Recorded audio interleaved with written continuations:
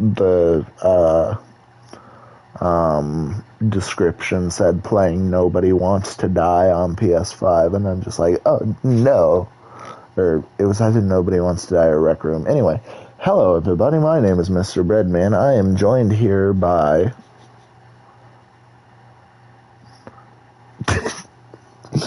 That is true, I am joined by a shit stay.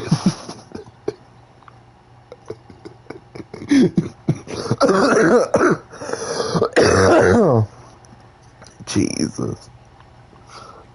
Is it illegal to say stuff like that within the first minute? Can I frickin' move? Why do I have to stare at my name in the sky? Oh, you can zoom in.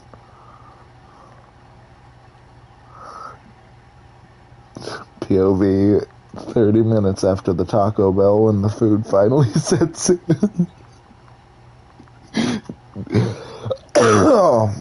I'm having problems with my throat. Jeebus. Oh shit. Why I got flowers? Why do I have something on my arm? Oh shit, I need to turn that up.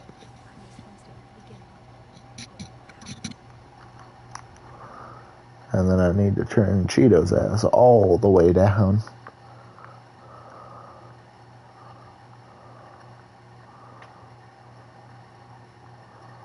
No, there works. I need to turn this to where it was. Hey Cheeto, can you say something again? Fucking hell.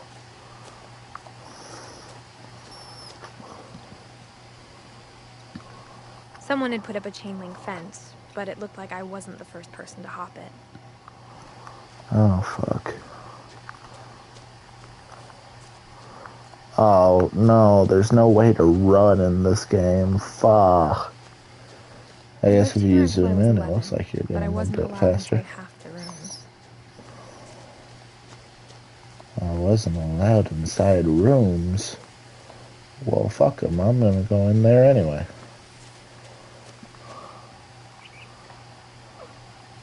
Cheeto, are you saying anything? Inside the mailbox were bills from 7 years ago. Okay. Urgent. Open immediately. So grab them and open them. Loot this fucker. I hadn't been back since my brother Lewis's funeral. Ooh. So, like, literally 5 seconds into the game, we got a dead brother. That's cool. God, this game's pretty. I'm gonna take some screenshots before a UI pops up.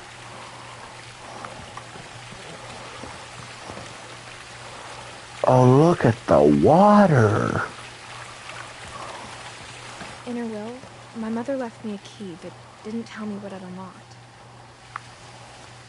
Maybe she thought I'd know. Or she thought the mystery would be enough to bring me back.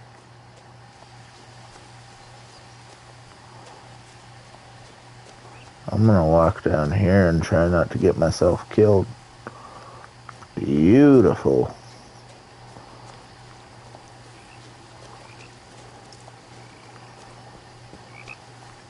The truth is, even after I inherited the house, I never thought I'd come back to it.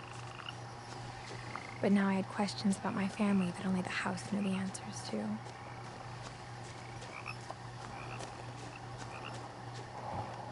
The woods around the house have always been uncomfortably silent. As if they're about to say something, but never do. Okay, so this bitch retarded. Talking about talking trees. My bad, gang.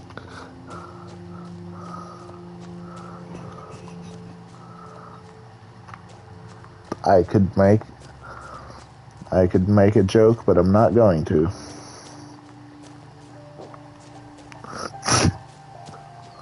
The house was exactly like Whoa! the way I'd been dreaming about it.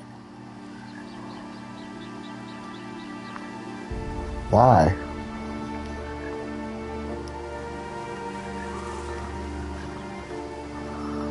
Why must you be this way?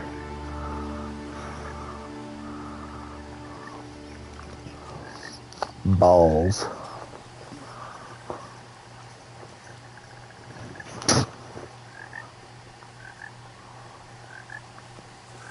Snow. We need more snow. Can't have enough snow. Indeed.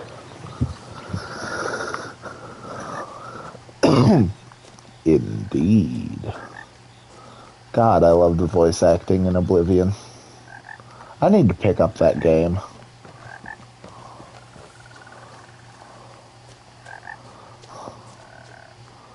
Like the guy from Kirby? I always called him King Dedede. That's the correct...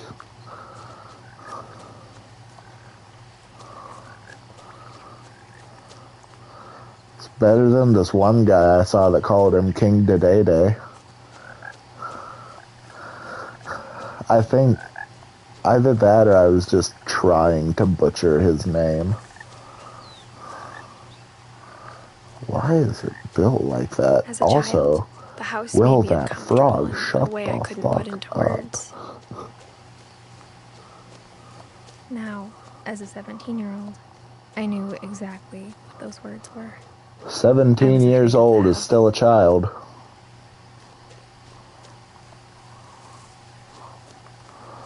Officer, I drop-kicked that child in self-defense. I know, that guy had cancer and I do not. I hope the key might unlock the front door. Okay, I will apologize for that didn't. joke. That was... And there he goes. Oh, wait. Hey. There you go. Looking in, I felt like the house itself had been waiting for me. Oh, yo, got one of those old people chairs. That rides up the frickin' stairs. Brother.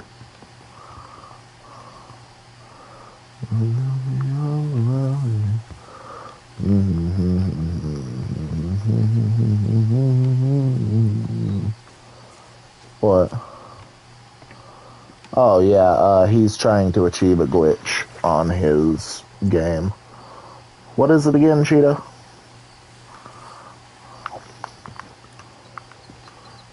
Yeah.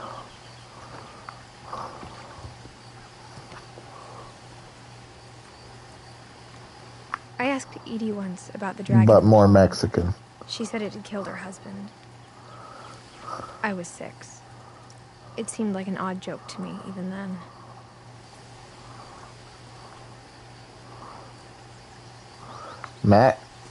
Did you just say Max Stanima? Wow.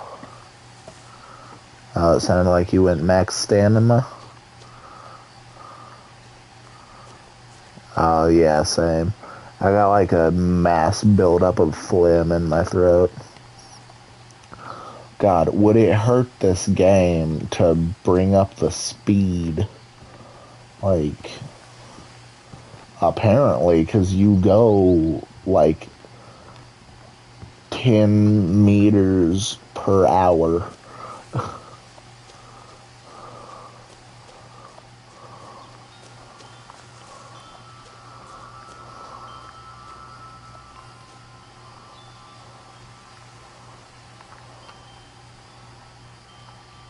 Did you just say Count Dookie? Oh, by the way, happy May the 4th, everyone. May the 4th? May the 4th be with you? Like a Jedi with a lisp? Could I, like... There we go. Use your brain, Edith. I assume that's your name. Used to be a lot easier when I was 11. Yeah? So, 6 years ago? Put on some pounds, you fat mother. The power had been turned off the night we left.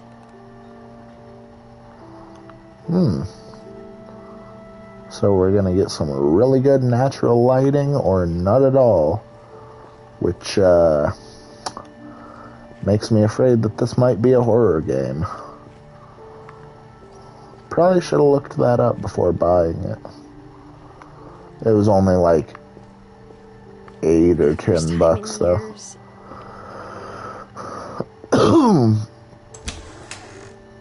I felt like I was home.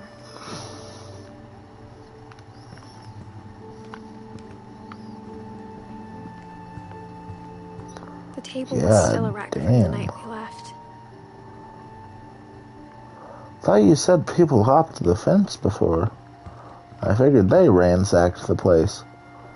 Oh, someone was old.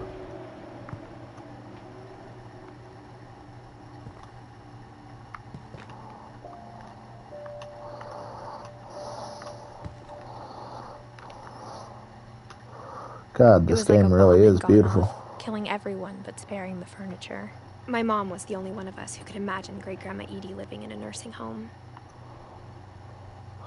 Oh, Edith the grandma.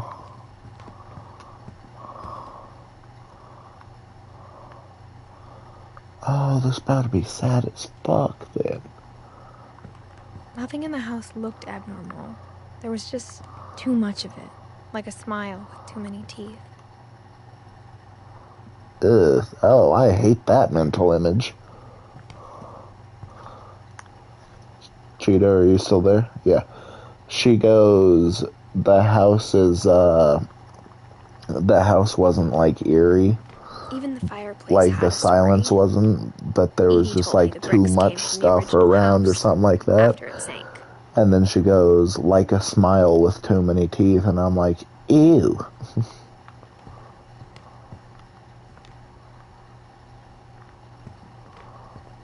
Why can you not get the glitch? Yeah, those ones suck. How rich does your grandma have to be to have Australia as a coffee table? Like, oh dang.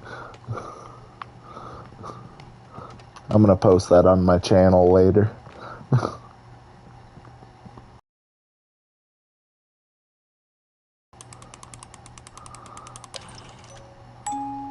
Great-Grandpa Sven built a music box for Barbara, along with the rest of the house.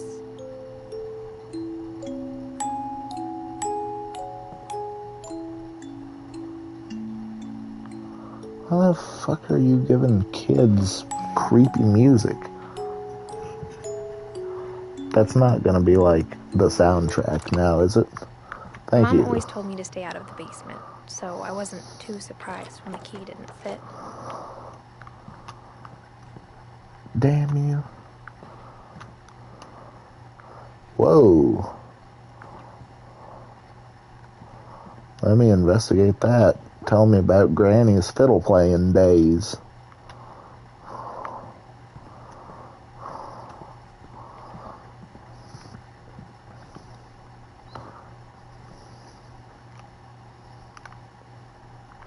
God, this game has some badass visuals. A lot of things got left behind in the whirlwind of that last night. Could you explain what this one is? Because all I see is some damn packing peanuts.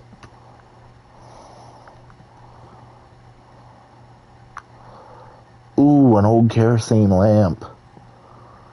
Grandma has one of those. Which I suppose makes sense. My mom wasn't much of an optimist, but she never stopped believing that my brother Milton was alive.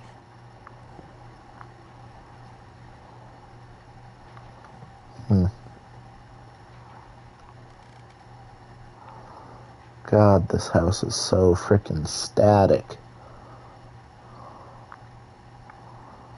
What in the... oh.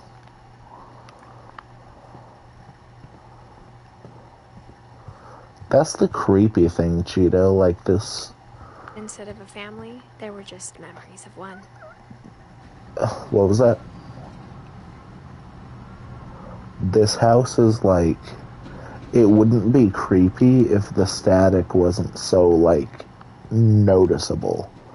Like, nothing is moving in this house. It doesn't feel like there's Only one a restaurant with a door to pest our or house. anything. Like, it We had doesn't feel like Chinese a there's a lot. single thing living here.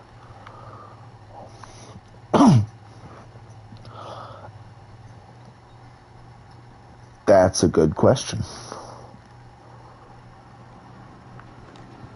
I didn't look at the genre.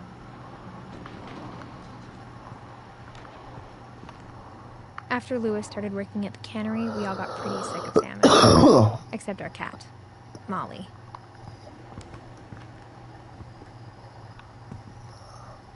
No. It makes it more fun to not.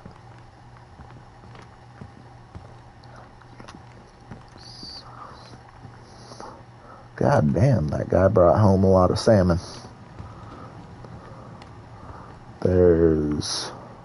I'm gonna guesstimate, there's about 25 there, and then probably about 150 there.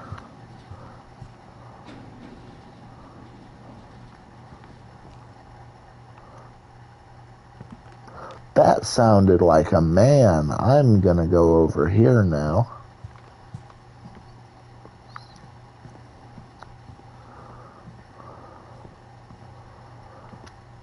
Oh, what in the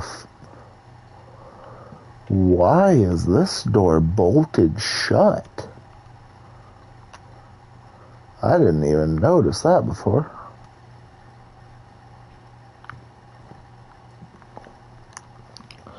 Okay, sorry, this is gonna look really bad on the stream, but I really need to see what genre this game is.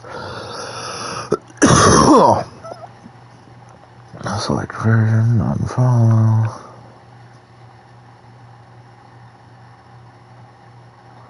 It looks like it's just a fantasy game, but... One player... So...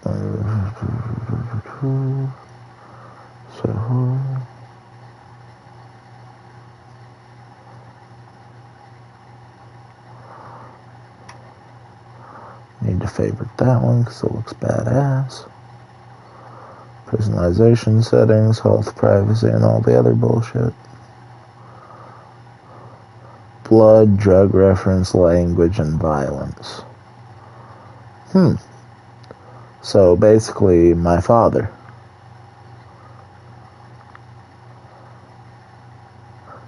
That's a joke, by the way. My father is a very good man. And damn anyone who slanders his name.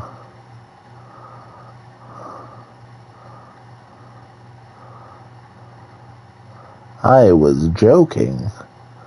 It is called comedic effect. Of course, you wouldn't know anything about comedy. Comedic effect isn't a thing.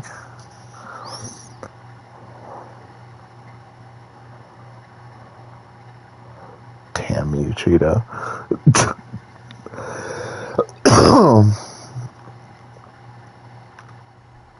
The shit you say has no right to be as funny as it is. After Milton disappeared, Mom sealed up all the bedrooms. Then Edie retaliated and drilled peepholes.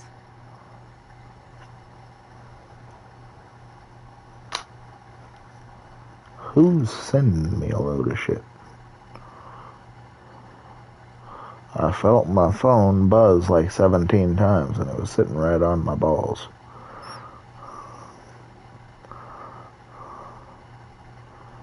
Of course it was Mom.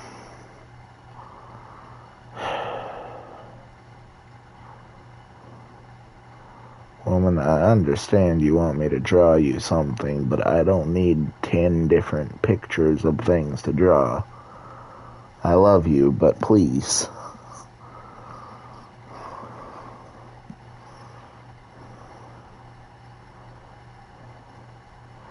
Mom keeps sending me shit to draw, and I want to be left alone.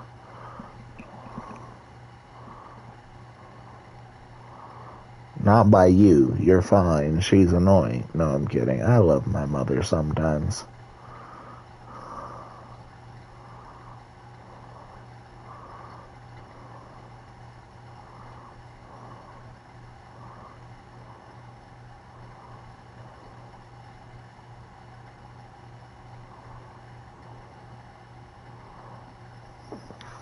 Anyway. I need to keep monitoring my stream.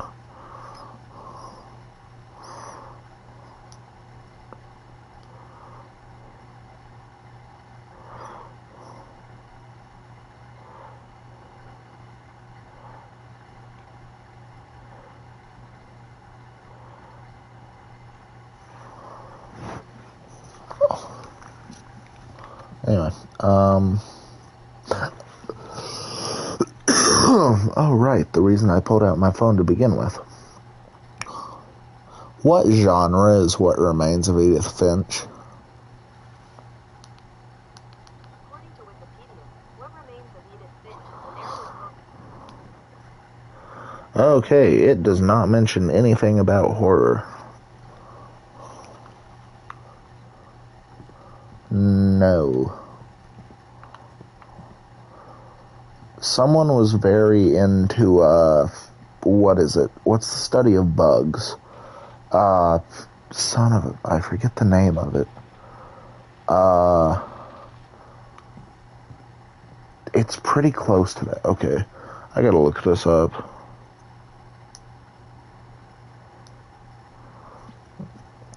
What is the study of bugs? Entomology, right. Someone was very into that. Entomology. So, no. What in the... I spent a lot of time playing in Great Uncle Walter's room. I think my mom sometimes regretted not sealing it up. Someone was very into entomology, though, because there's a lot of pictures or framed bugs around the house. Like butterflies, scorpions, beetles.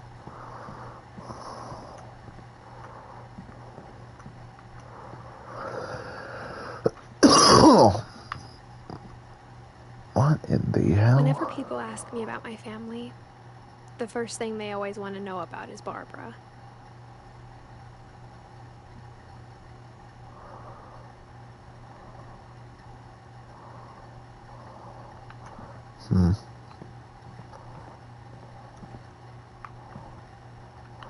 So, what is your name? I've heard all these other names. Freaking Barbara, Milton, Lewis. Your 10,000 other siblings, because your parents reproduce like rabbits, apparently. And, no one ever mentions yours.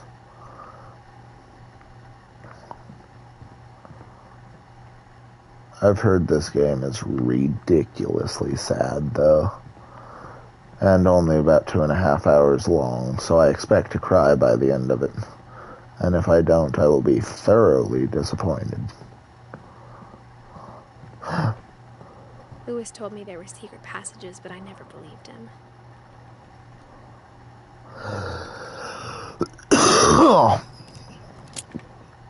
Hey, it worked. 20,000 leagues under the sea. Well, that's ironic. My mom was really good at keeping secrets. Whoa.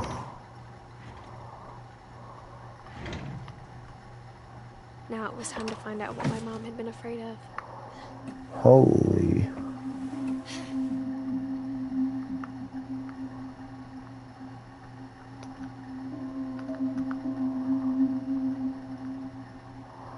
From the paintings on the wall, it was clear my brother Milton had been here before me. Reading this, maybe it sounds like I had a plan.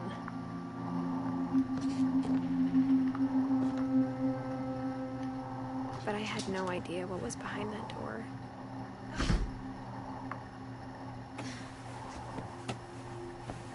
Just like I had no idea where all this was gonna lead. I grew up looking at Molly's room through the peephole. I just got frickin' Coraline. I felt like I'd stepped behind a painting. No.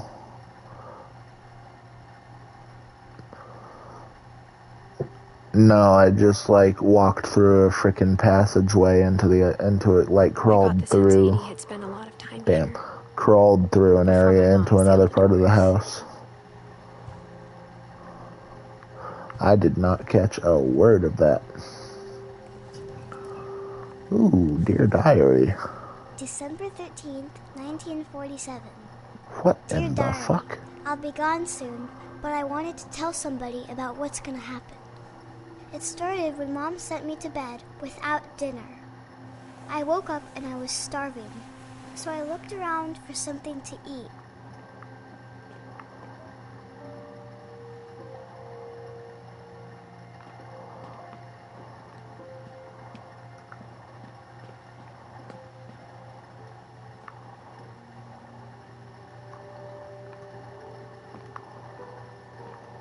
I thought about eating Christopher, but I held back.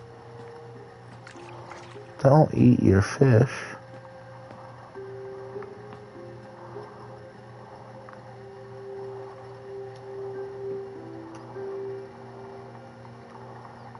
Okay, this is kind of creepy.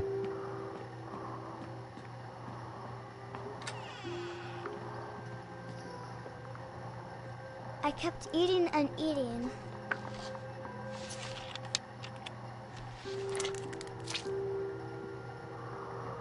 Ew. I ate a lot of things that night.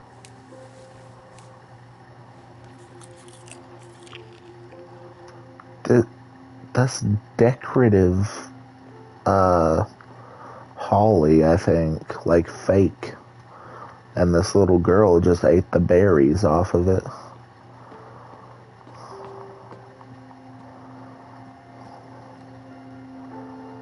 The gerbil food was dry, but I didn't mind it. Jesus. Mount Rainier. Fuck, what state is that in?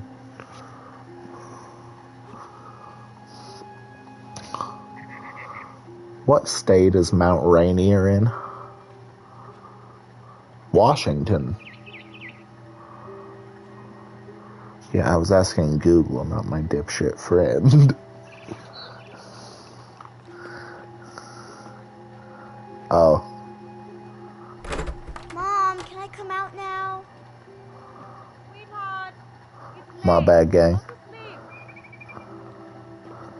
Let me eat fucking dinner, bitch. My Halloween candy was all gone. Then I heard chirping outside my window. Oh It was no. a barn swallow going back to her nest. I reached out for her.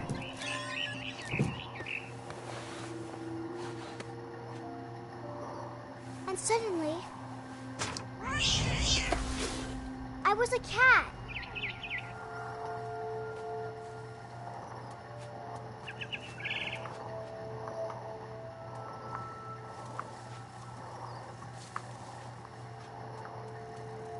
Hello.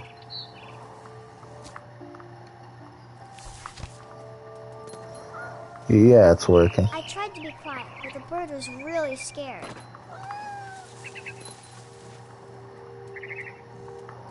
Cheeto, your mic is working.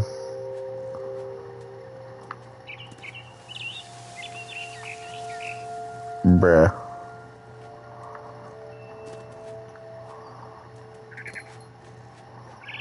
Mom and Dad didn't even look at me.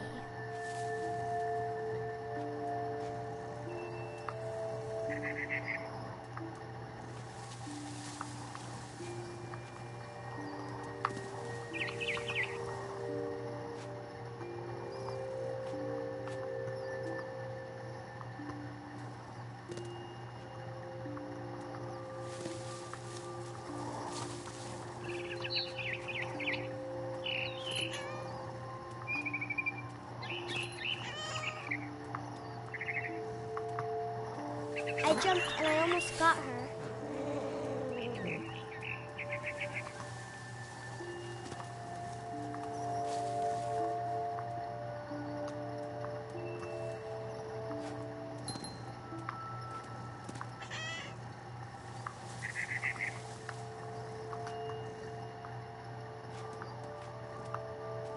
I could tell she was getting really tired.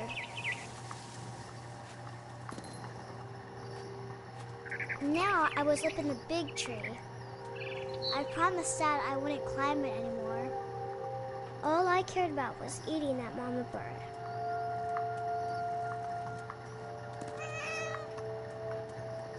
This is interesting.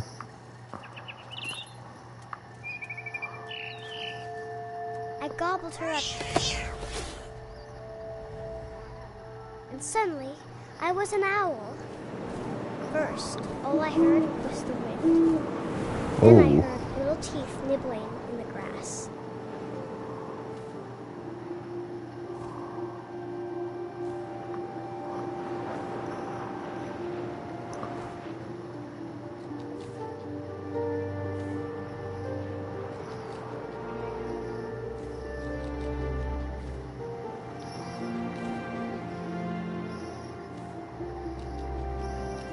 Rabbits.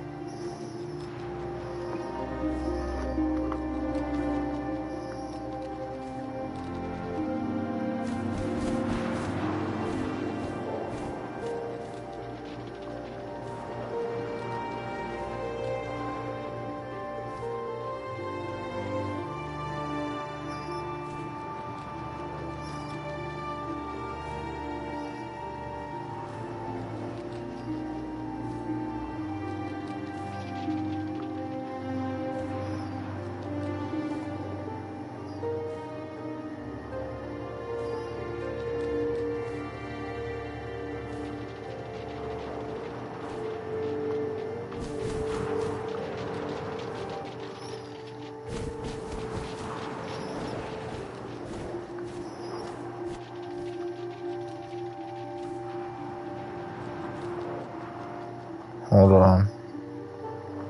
I'm no bad owl. I'm bad at hunting.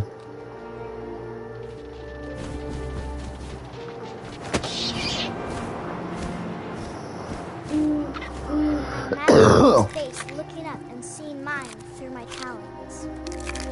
I swallowed him up, and I didn't chew one bit. Then I flew off to find something bigger. My dumbass gonna fight a bear. A mama rabbit.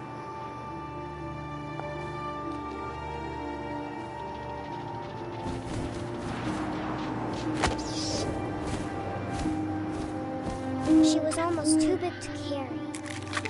I started choking, but I couldn't stop eating. And suddenly, I was a shark.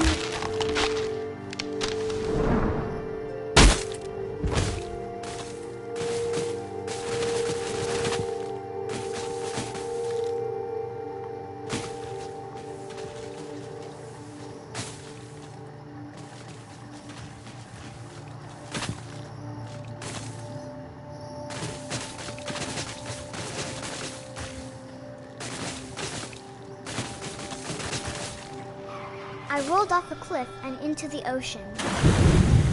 Now, I was hungrier than ever.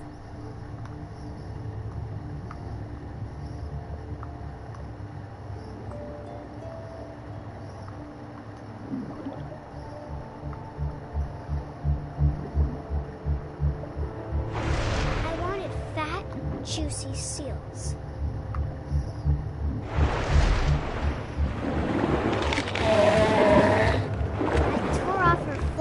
And it tasted really good.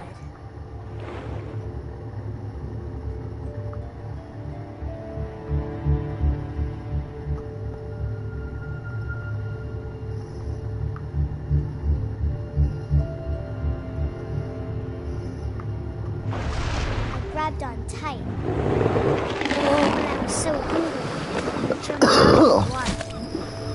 When I opened my eyes, everything had changed.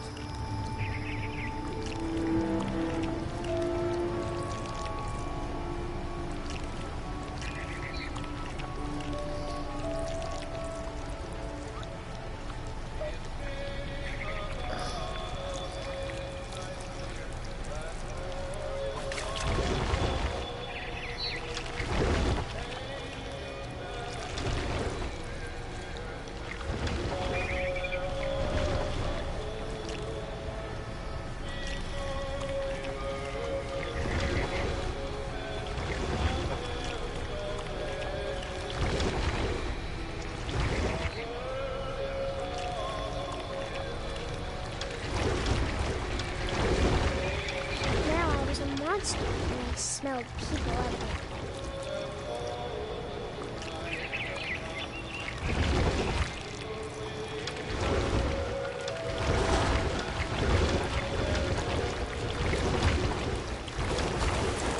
I was big, and I moved real quiet.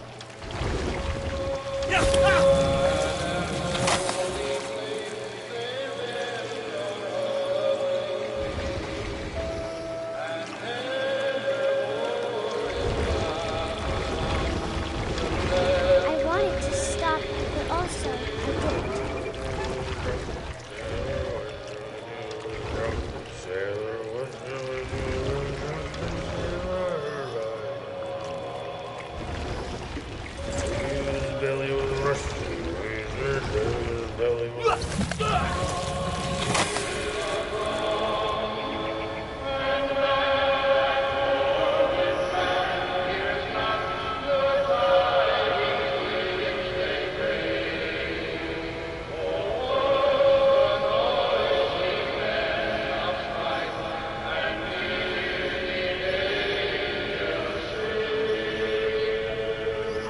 Hold on, I need to text Cheeto and ask if he's gonna come back.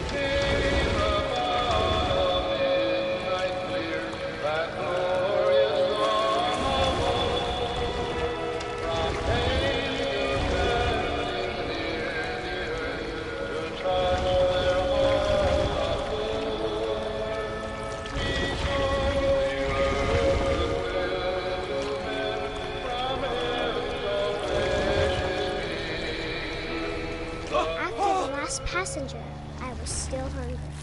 And to cross the water, I smelled something new. Something I had to have, so I swam towards it.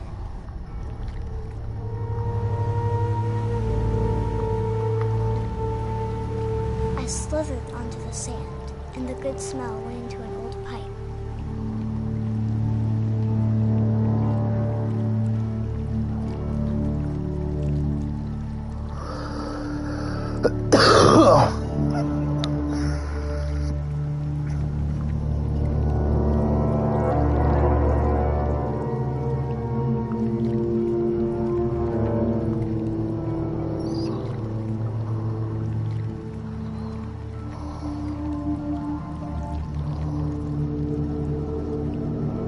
closer and closer.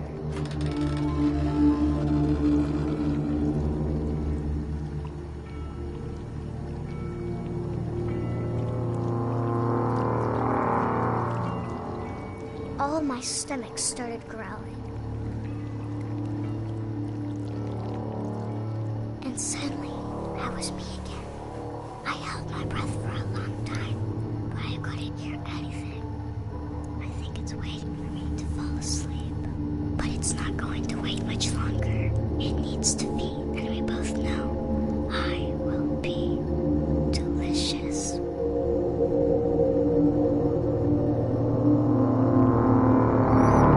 I don't like that.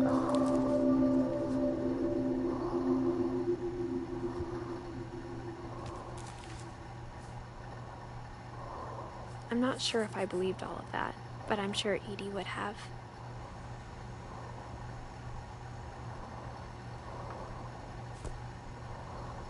That was fucking...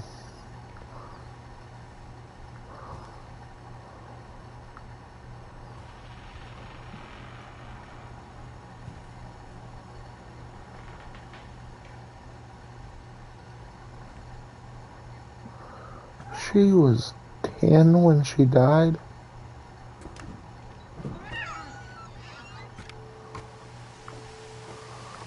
This will be obvious later, but my mom never told me any of these stories. Edie would have, but Mom didn't like bringing up the past. Though, when we adopted a stray kitten, she was the one who named it Molly.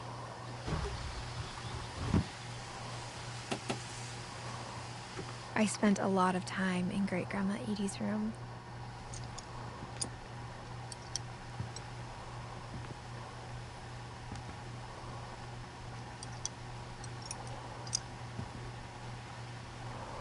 I guess birds that passed away. Man, with how long those fucks live, she must have had quite a few at the same time.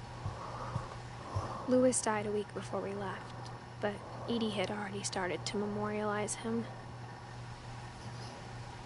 Her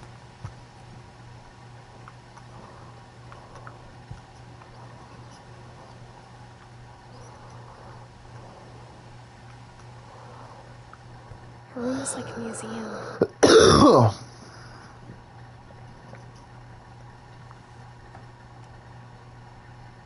For 500 years, the Finches have been famous throughout Norway for their fortune and misfortune.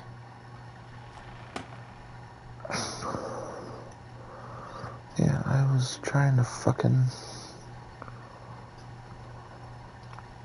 Odin Finch buries the latest victims of the family curse, his wife Ingeborg and their newborn son, Johan. On January 7th, 1937, he set sail with his family and his house, hoping to leave the curse behind. But 40-foot waves off the coast of Washington send the house and Odin to the bottom of the sea.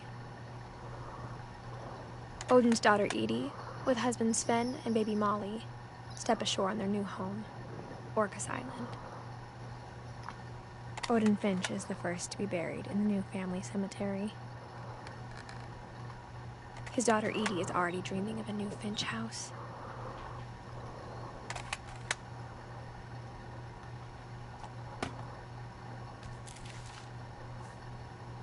Whatever's wrong with this family, it goes back a long ways.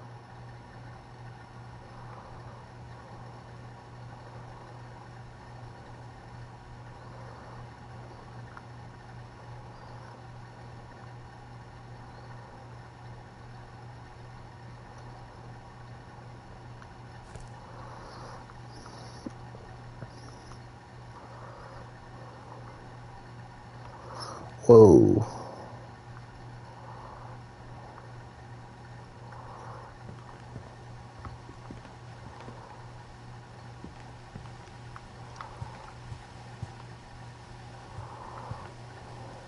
Edie gave a big interview about a mole man living under the Finch house. My mom was furious. I hadn't thought of myself as Edith Jr. for a long, long time.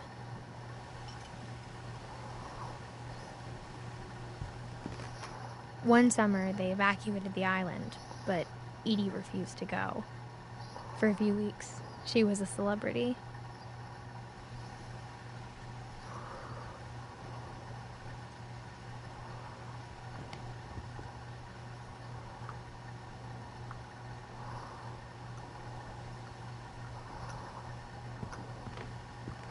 Even in her 90s, sometimes Edie seemed a lot younger than my mother.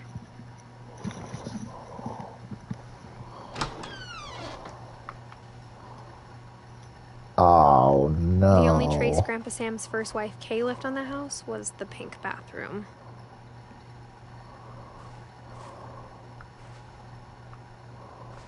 It was a pretty big trace. Carpeted bathroom. Ugh. Let me leave.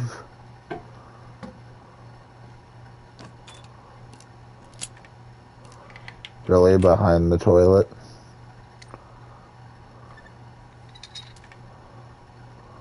There's a secret in this bathroom. It's in the last place you would look. It isn't in the cupboard. It's hidden in this book.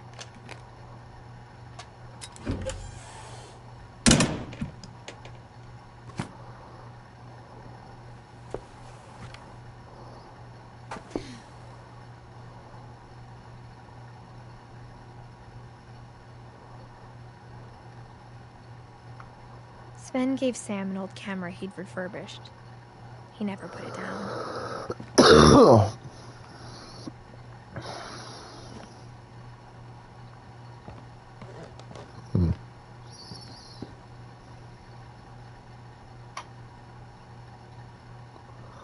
Milton. Still got here way before I did, huh?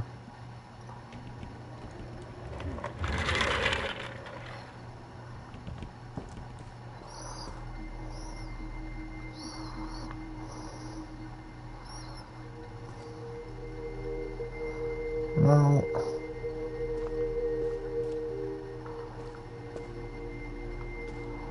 Oh, that's why I wasn't standing up.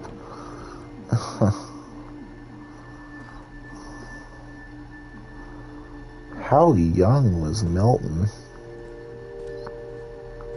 I knew Grandpa Sam had a twin, and that he never talked about him. I guess my grandpa didn't like history any more than my mom did.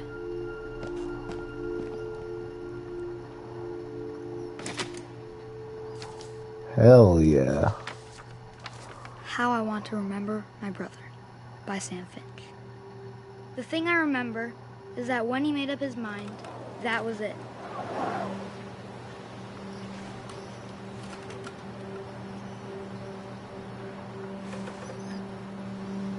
My brother said he'd die before he ate another mushroom, and he did.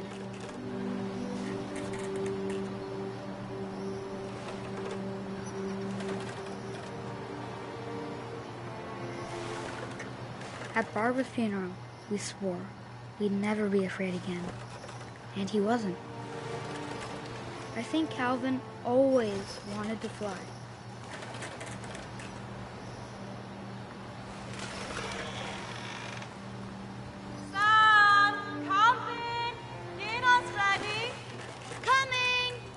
But that day, he finally made up his mind to do it. I told him going around was impossible. Maybe if I hadn't said that.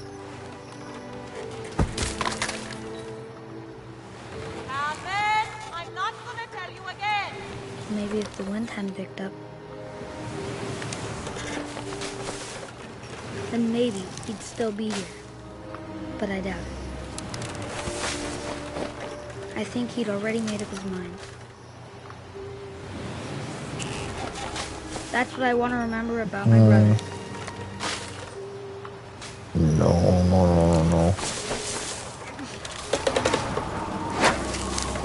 The suspense is wild. The day he made up his mind to fly. Shit.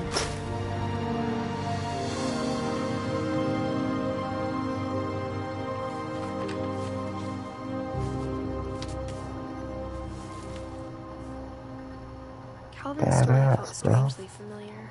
When I was younger, I remember trying to do the exact same thing.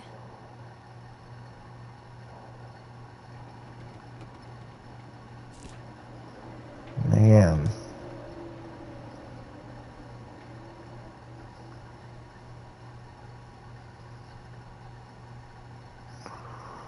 Let's say 50 to 61. Yeah. I keep thinking I'm gonna look and see something scary.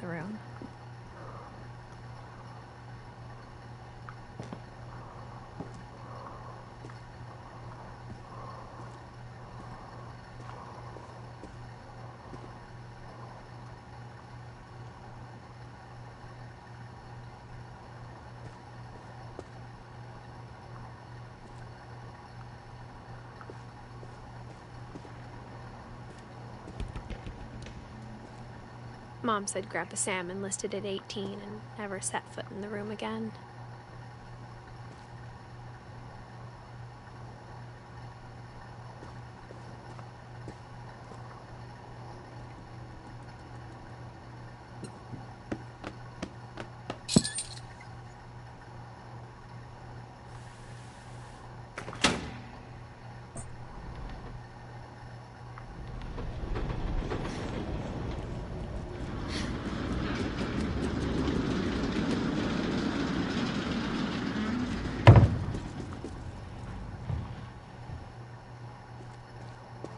I don't want to go in there quite yet. Is there anything I'm missing in here yet?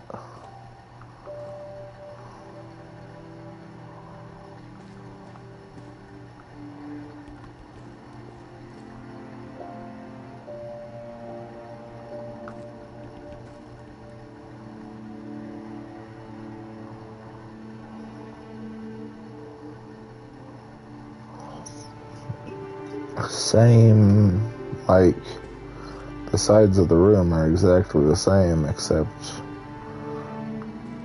this is like military and football stuff, and this is space and just like science nerd shit, which bet you guys can't guess what side I want.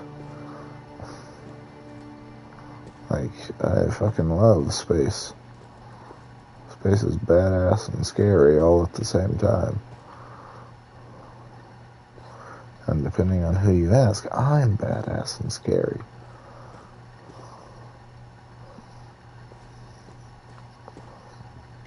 The passages were a pretty tight fit. They'd obviously been built for smaller hands and bellies.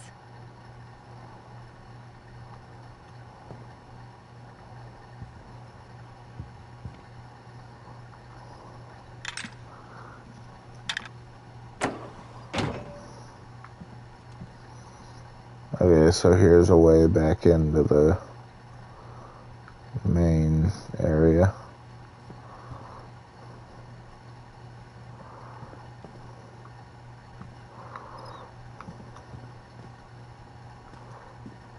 Mom must have locked the third floor stairs on the night we left.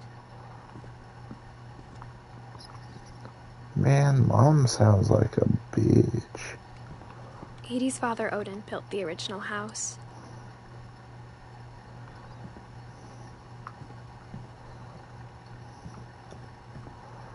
Figured that one out by now.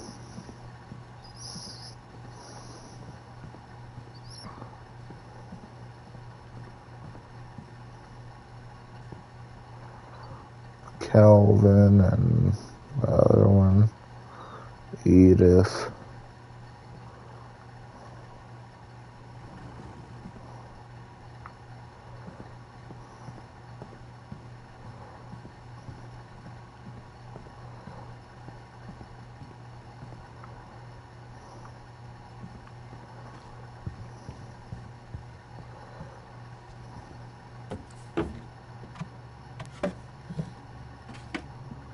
Growing up, I always thought of Barbara as a child star.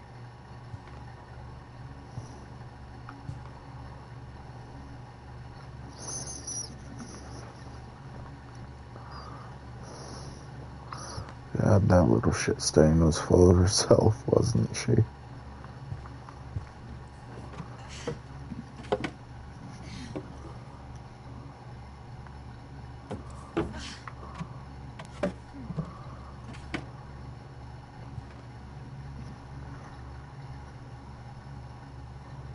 Oh yeah, Cheeto's offline. He's not gonna be back.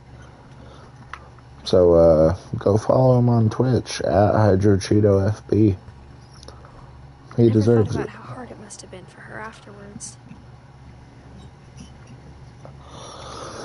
$44 to $60, so what's that, 16? Of all the stories people wrote about Barbara's death, I'm surprised Edie saved this one.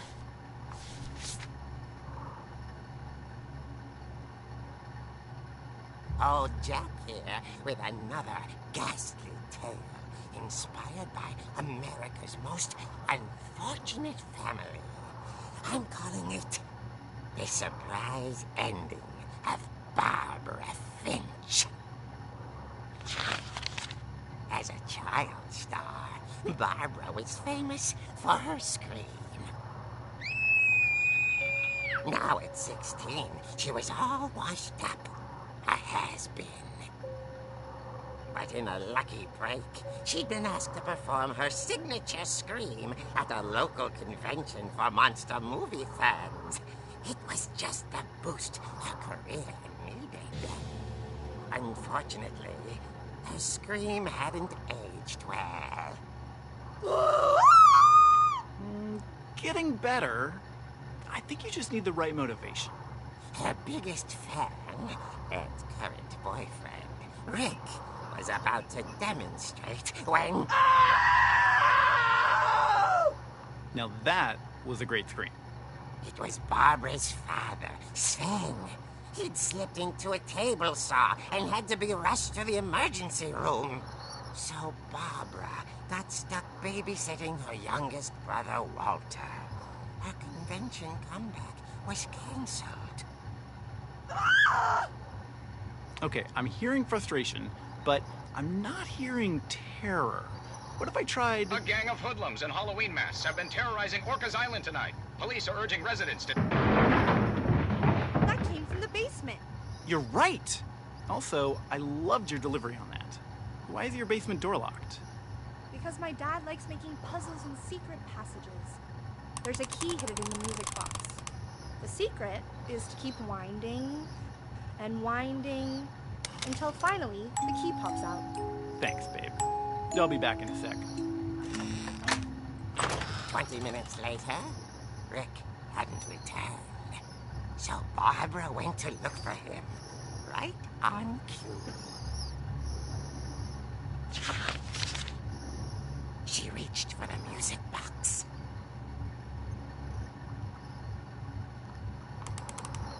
And as she wound the key, she listened for Rick, but the house was silent.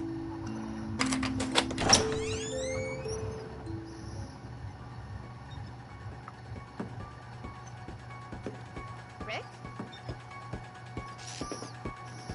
She found Rick's crutch and imagined the worst.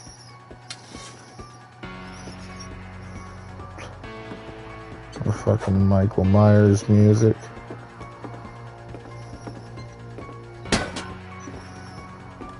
The gang's leader is the infamous Hookman killer, Dr. Carl Hamill, who impaled and then ate his family 10 years ago tonight.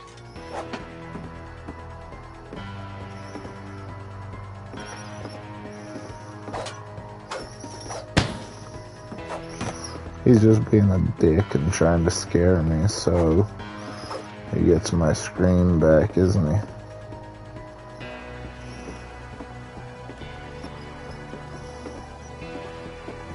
The old fridge rattled and grew still. Oh dear!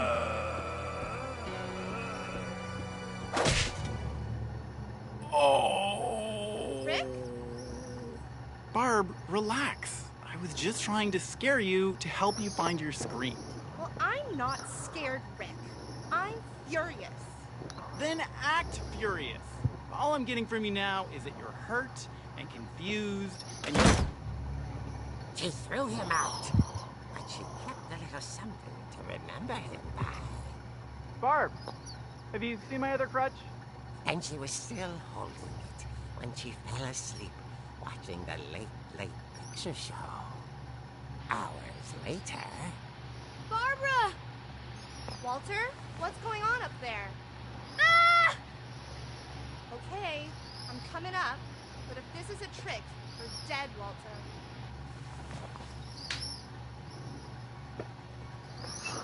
Damn you with the fucking Halloween music.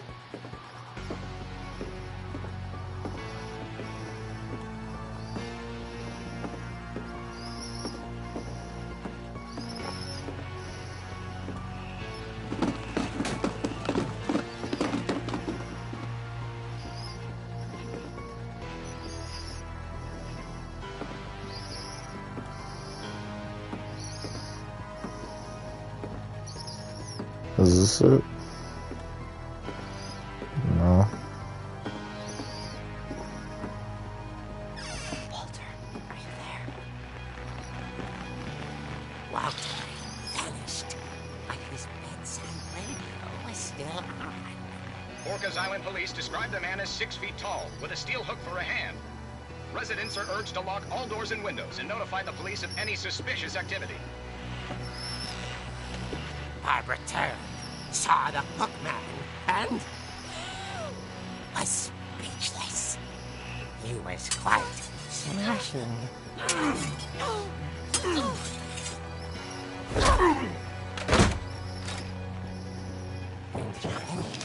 was. He couldn't get enough of Barbara.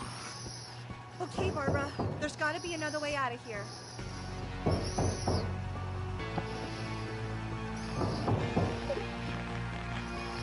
Hold on, I'm texting somebody.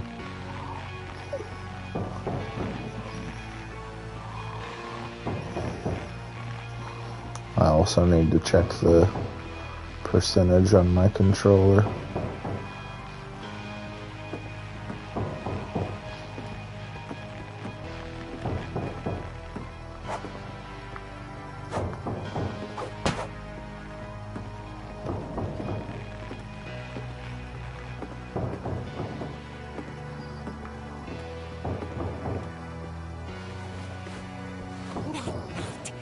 She played her part beautifully.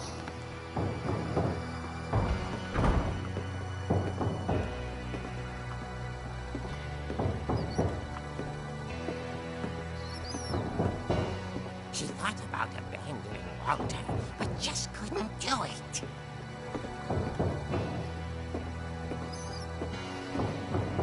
Ollie's door hadn't been opened in years. The hinges groaned.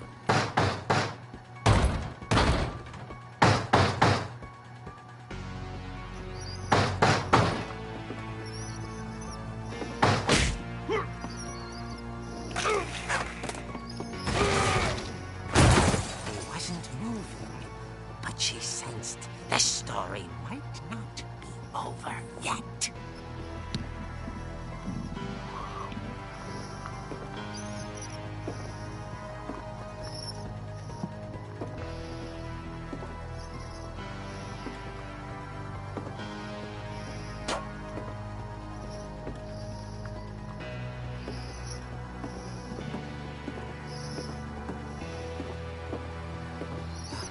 Oh shit. Had vanished. She listened for his breathing, but all she heard was...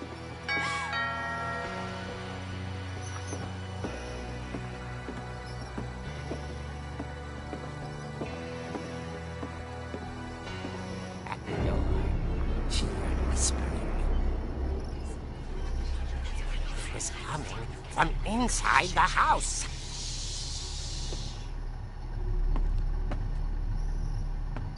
Break me off a piece of that Kit Kat bar.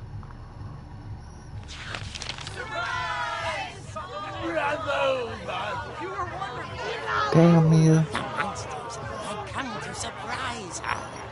For Barbara Then she saw what kind of monsters they were, and she realized what was about to happen. She was going to be famous. And with her final breath, Barbara Finch gave the performance of her life.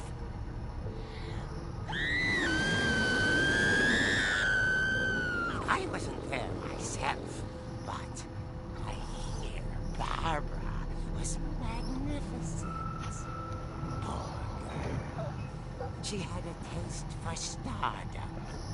But unfortunately, so did her fans. Of course, the police blamed it all on poor Rick, who disappeared the same night. And little Walter, hiding under his bed the whole time. He took it all pretty hard, but that's another story. As for Barbara, tucked inside the music box is all they ever found of her. Her ear. That's what I call a real eerie tale.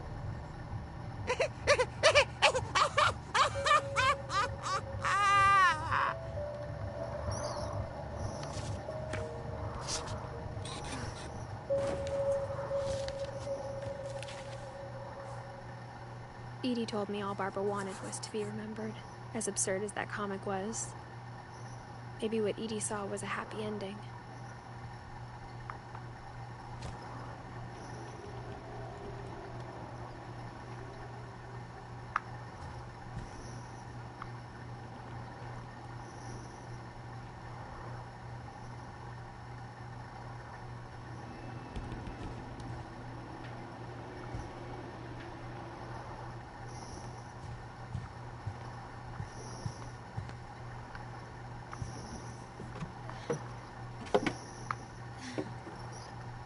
I guess now I know why Mom didn't like me playing with the music box.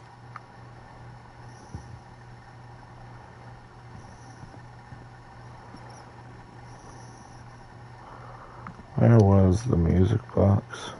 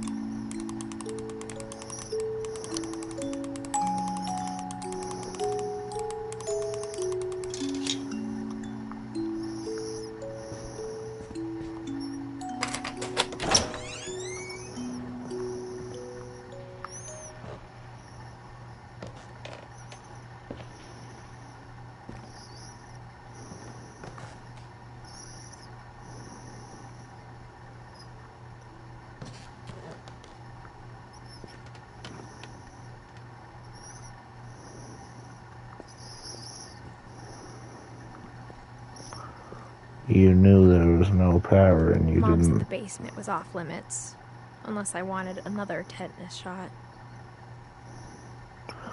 You knew there wasn't any power and you didn't think, oh, I should grab a flashlight before I come back here.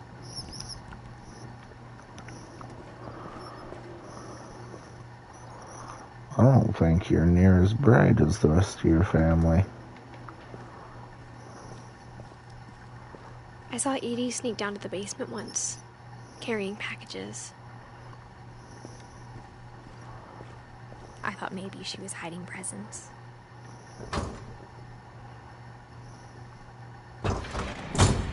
It turned out she was hiding a lot more than that.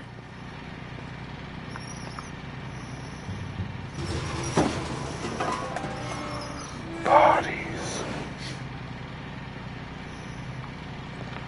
I remember asking Mom once about where Walter had gone.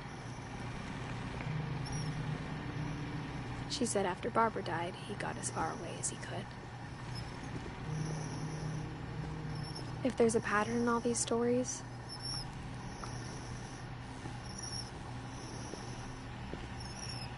I think it's that none of us has gotten very far.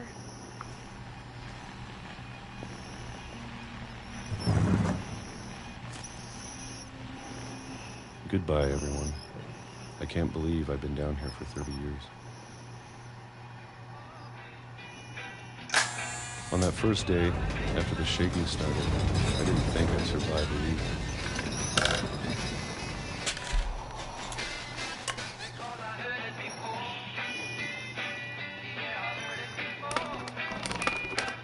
But after a few days, I settled into a routine.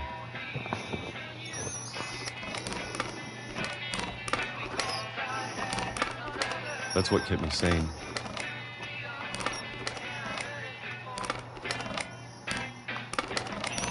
Having a schedule, living for today. I always expected to be dead tomorrow. But if you wait long enough, you get used to anything.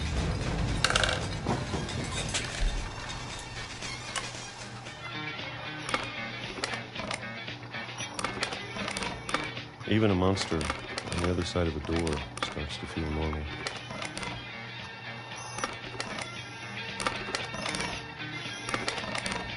Almost friendly.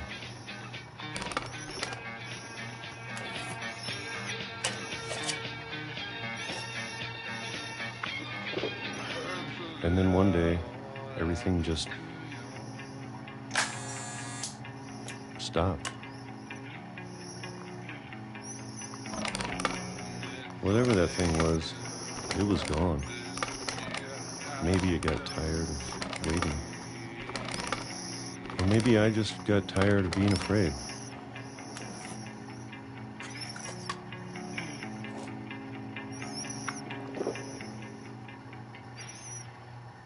It's been a week now, the longest in 30 years.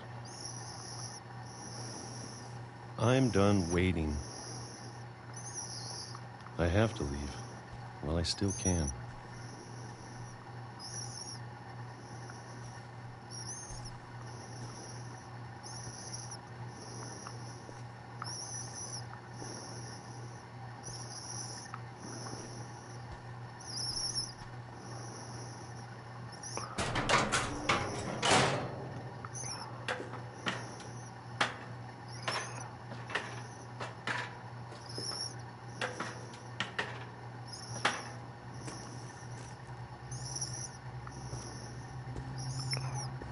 I know it's out there somewhere. Whatever killed Barbara and Molly and Calvin.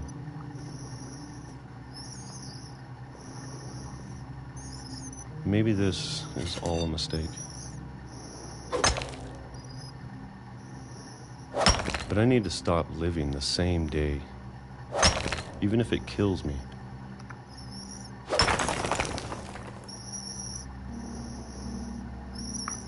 Whatever's out there, I want you to know I'm ready for it. I'm going to appreciate all of it, especially the food.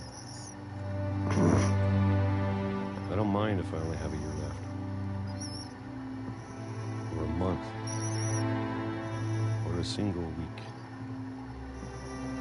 I'd be happy with one new day. I can already imagine the sun on my face. Oh. Oh my God, I got chills. Jesus. Walter died when I was 6. I can't believe my mom never told me he was down here. So you were born in 99. Jesus. So if you're 17 now, this takes place in 2016? And you'd be 26 today? Fucking Christ, dude. Got the fucking can opener and peaches next to his memorial. I'm sure my mom was trying to protect me.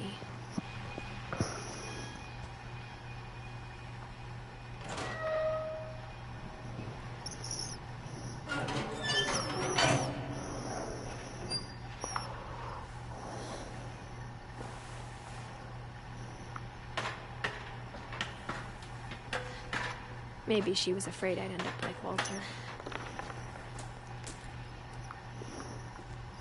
But if she never told me about an uncle under the house,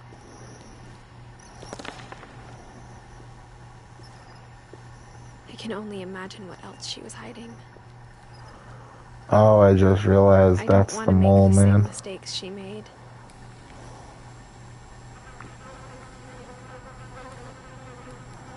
What is all of this? Canned peaches? Probably. Trying to bury something that's still alive. Nice of you to make a small ass crevice, Walt. Now that there's only one of us left, or maybe two,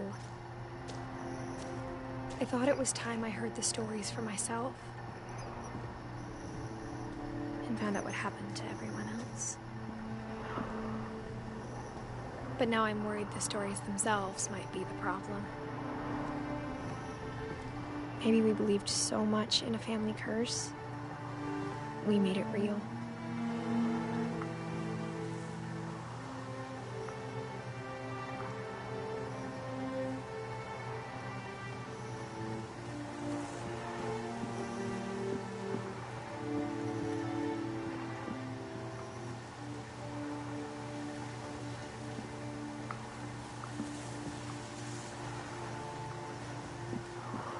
I don't know if something like this can happen in only 11 years.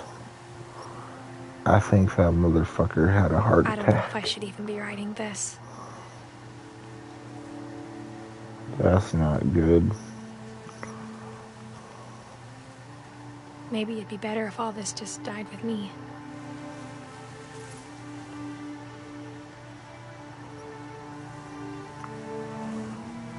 But I thought you should know about your family.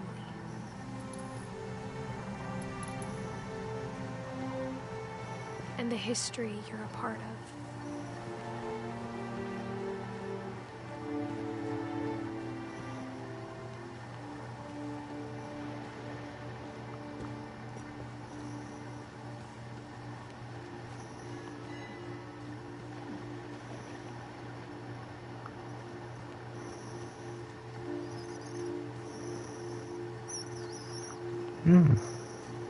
Though to be honest, I feel as lost as you probably do right now. I think the people in these stories believed them, for what that's worth.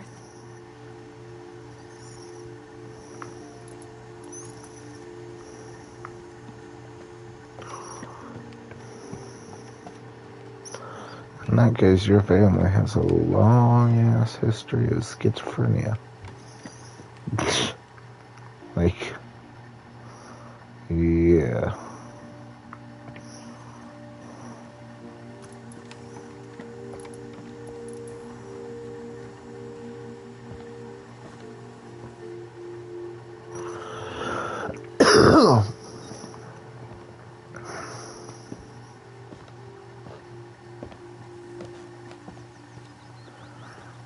And when you look at the house, that history of imagination and stubbornness and madness, any of it seems possible.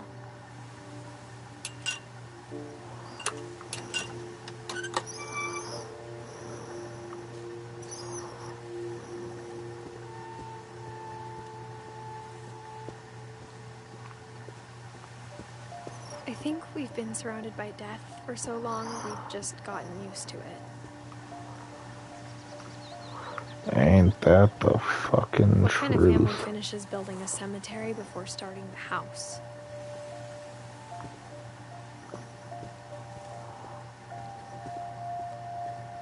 It's embarrassing for me to admit this, but the pet cemetery made me more uncomfortable than the human one. 3 of the gerbils are mine, and 2 had been my fault. Yeah.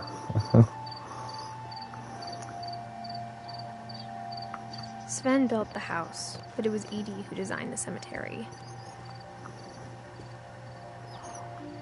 Barbara Finch.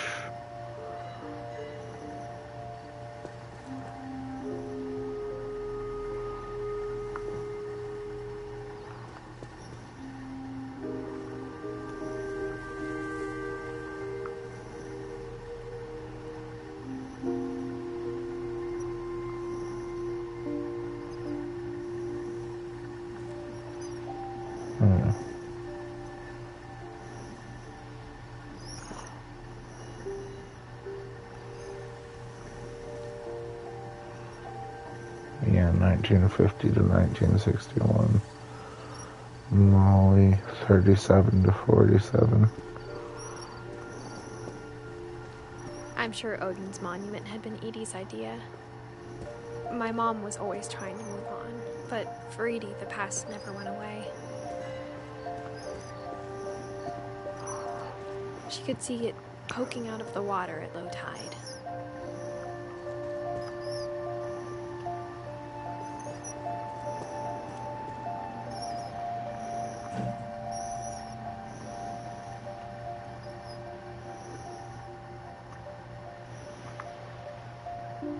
Edie said she dreamed about the old house every night. Damn.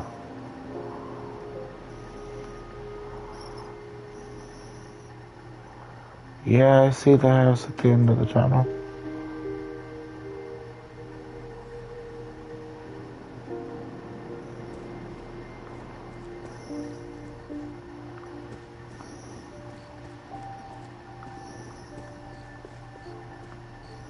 Edie's side was always easier for me to understand.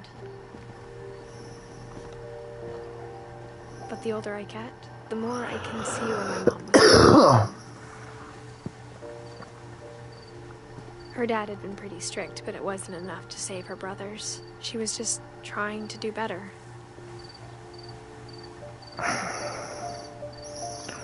Gus Finch, 69 to 82. Who the fuck is Gus? Gregory Finch. Oh. She lost 2 of her brothers, just like I did. I get why she tried so hard to protect us.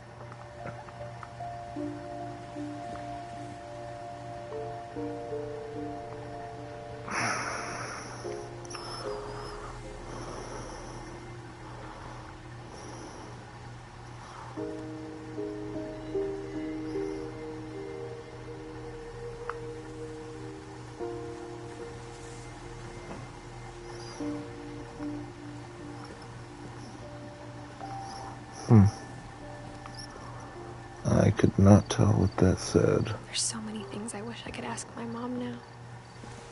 Part of me thinks this is what she wanted all along. For me to come back someday and find everything out for myself.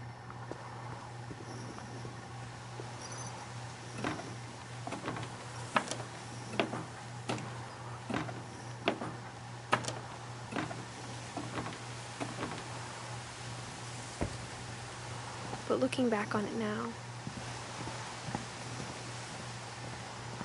if she told me there was going to be so much climbing, I never would have come when I was 22 weeks pregnant.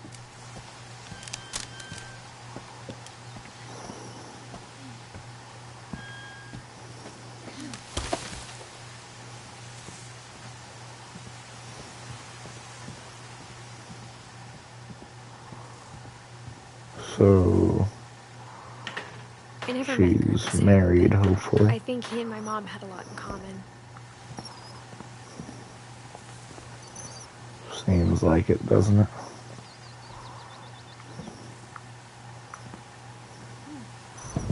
Not the married thing, They what she were was pretty just saying. intense.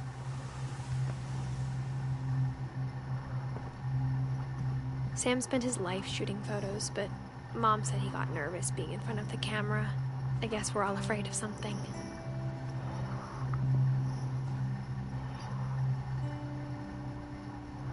Hell yeah. Thank you for your service, sir.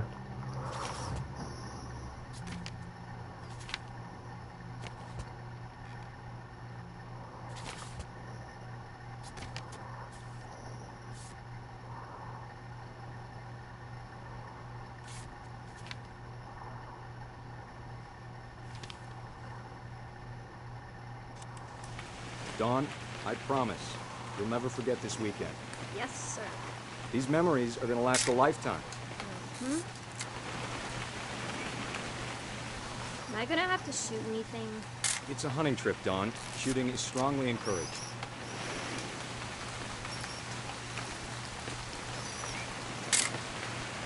Not quite. Shouldn't we be leaving? Just want to get a shot of you, Dawn, then we can take off.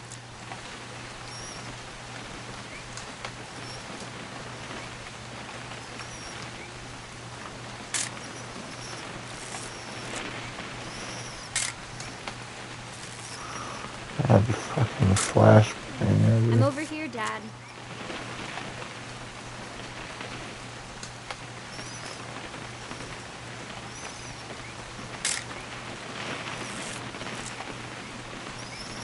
What? Perfect. It's gonna rain the whole weekend, isn't it? I will never forget this weekend, Dad. That's the spirit. Okay, got it. I'm gonna take some pictures, okay? Just be careful. That camera's older than you are.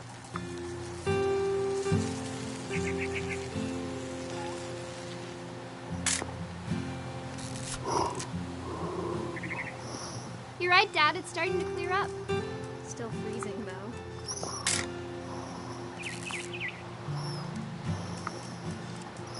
I enjoy this. It's just whatever you think is good.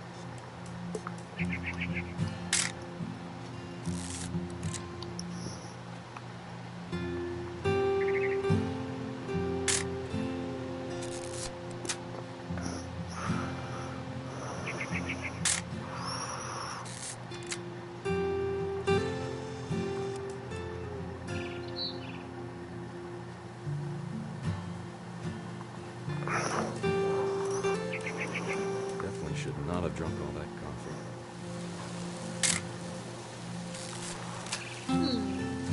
Hold still while I take a picture of you. Hey! That's a keeper. Nothing quite like being outside. I'm just saying, I'm not always gonna be here, Dom. You'll need to remember this stuff, if you want to survive. I'll be fine, Dad. You know who else thought he was gonna be fine? Some guy who died. Dawn, I'm being serious. I know, Dad. You're always serious. Doesn't being out here make you want to chill out? Well, to tell you the truth, I haven't been out here in 20 years.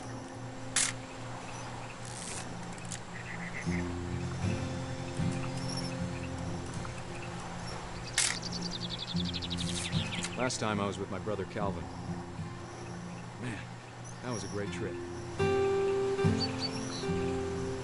Your grandpa Sven taught us how to fish, how to build a fire. We found an old logging trail with deer everywhere. I bet if I could remember where that trail was, we'd spot a buck for you in no time. eyes, Dawn. Before you take the shot, let me get a picture of you.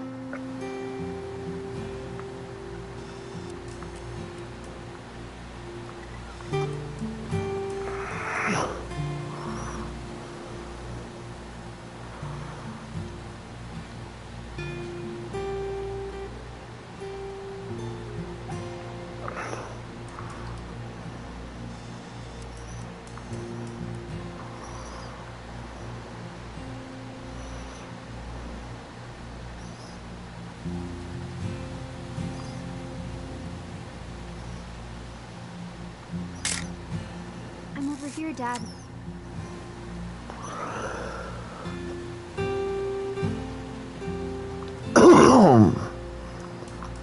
Dad, I... Let me get behind you. Do I have to do this? Dawn, you don't have to do anything.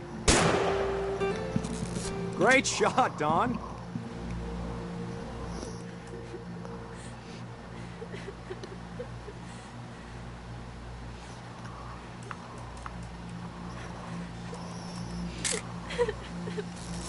I'm proud of you, Dawn. Always remember that, okay?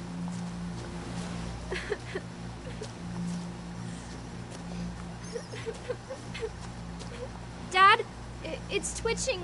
I think That's it's totally so... normal, Dawn. Just focus on the camera. Try not to think about... Dad!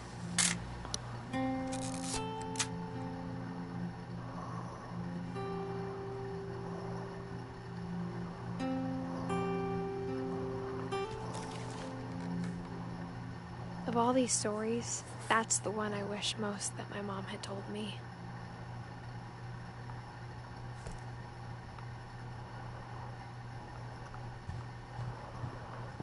Instead of hiding from death, Sam seemed to go out of his way to meet it.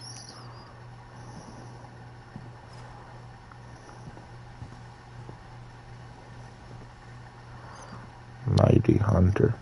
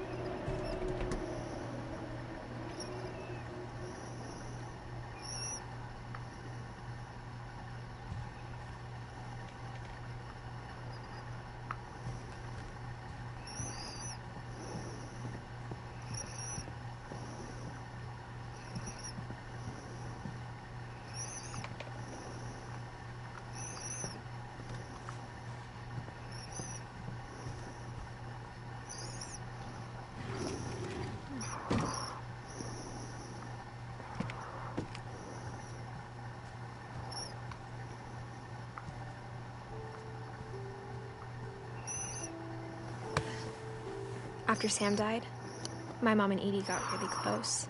They'd both lost a lot.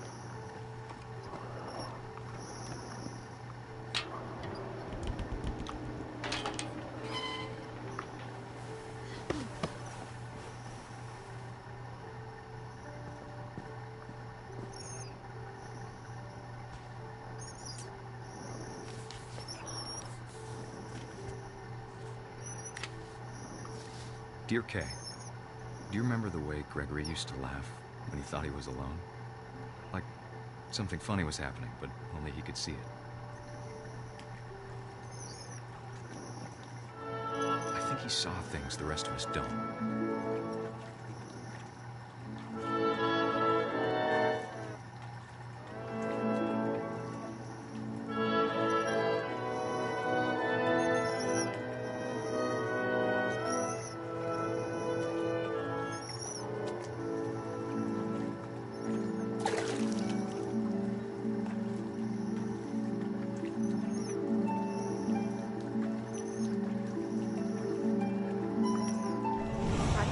Gregory, it's time to... Hold on, sweetie. Hello? Sam, I told you I don't want to talk right now. I wonder what he saw.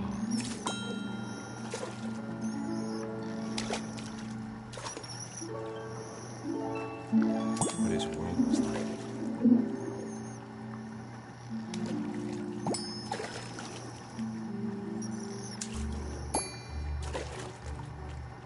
Reminded me so much of Calvin. Lost in his imagination.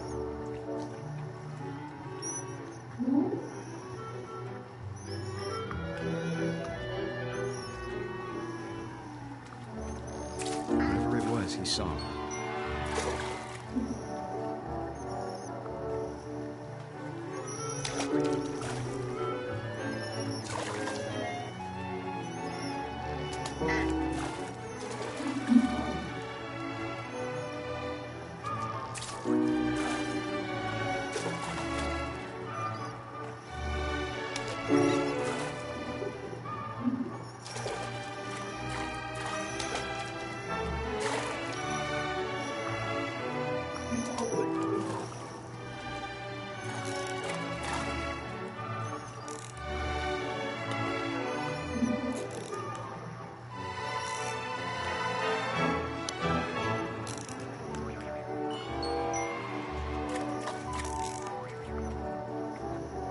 Sure made him happy.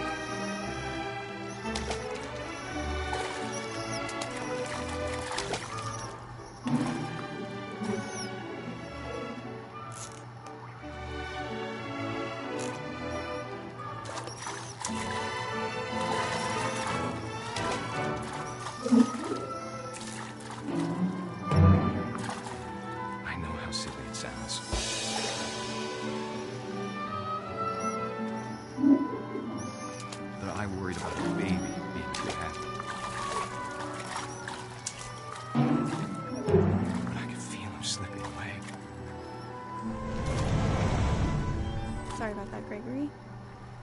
I know you did everything you could. Maybe if I hadn't called that night. Damn it. Hold on, I don't want Gregory to hear this. I wish he could have told us about the world he saw.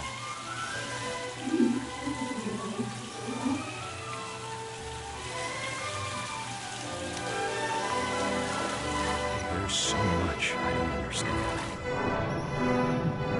about Gregory, about everything.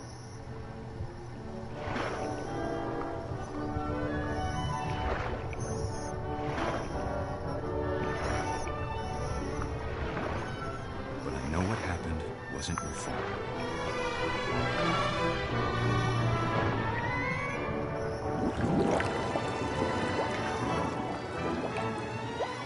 sure he's happy. He'd want you to be happy too. Good luck, Kay. Love, Sam.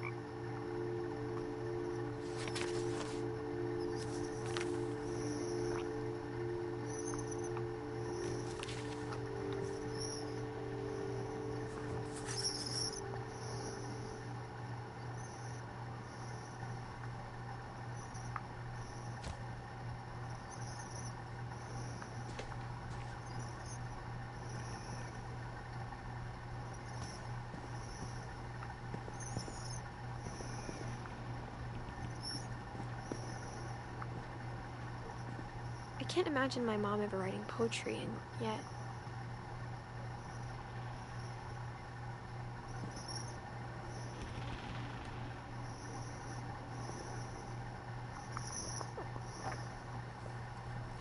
A poem for Gus, who always said the wedding was a bad idea. Our father never hit us kids, at least not very hard, before the day my brother said with teenage disregard that he'd be dead before he'd see a wedding in our yard.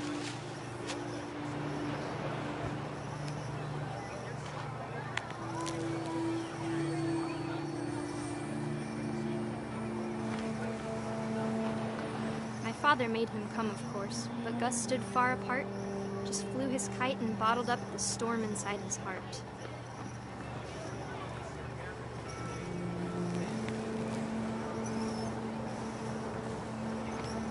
I tried to talk him out of it, but though he'd never met her, we don't need a stepmom, were the words that I now pronounce you husband and wife.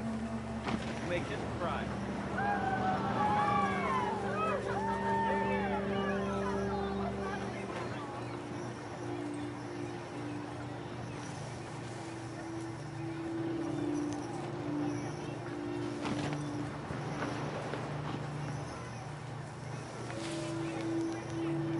When the time for photos came, Dad ordered him to come here. But Gus declined, and as a sign held up his middle finger.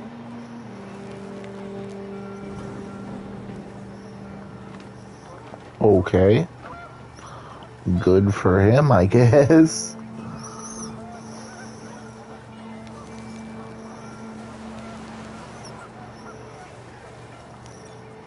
The wind picked up, and panicked geese appeared and quickly went. But all the humans did that day was go inside the tent.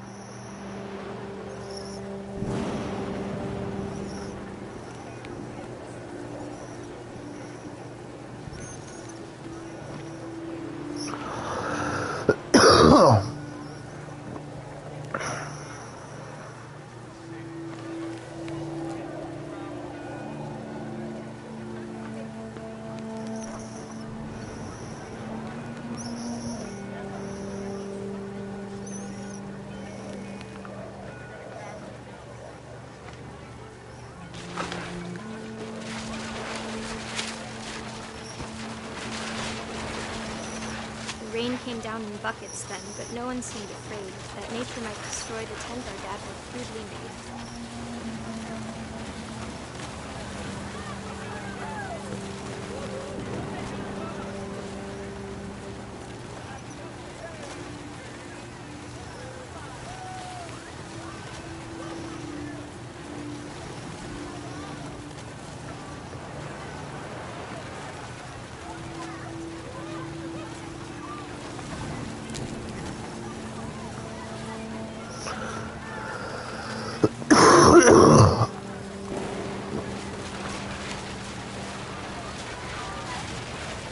The thunder sounded much too close and full of angry power.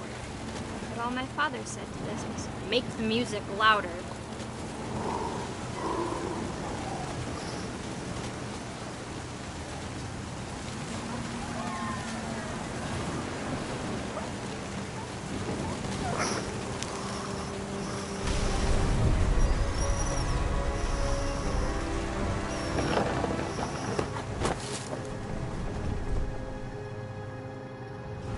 I wish that I could truly say I thought about you on that day. Out there on the beach alone, just you, the wind, the sea, and foam. But I didn't, until we found you.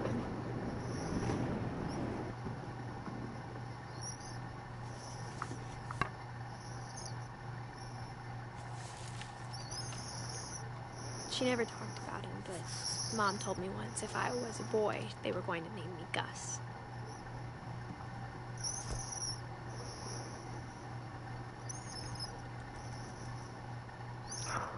'69 to '82. 60 to 80 is 20 years. 13.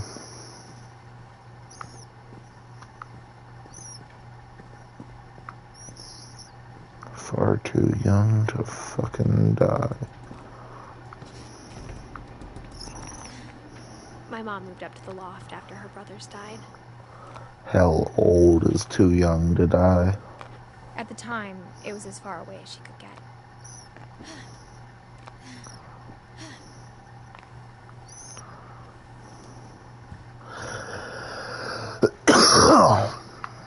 She spent a summer building houses in Calcutta, where she met my dad, Sanjay.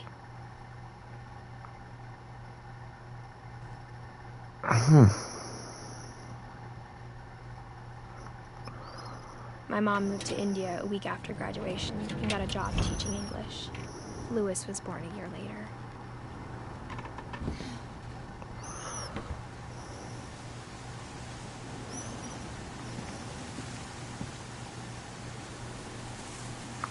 When my dad died, I don't think Mom knew where else to go. I'm sure Edie was happy to have her back.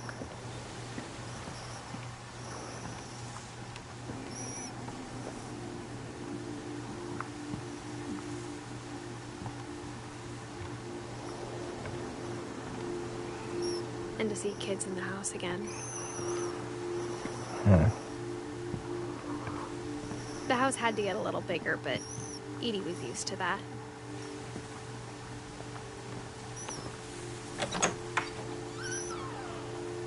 And for a while, things were good.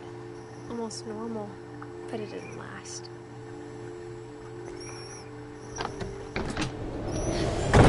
The beginning of the end was Milton's 10th birthday, when Edie gave him a castle.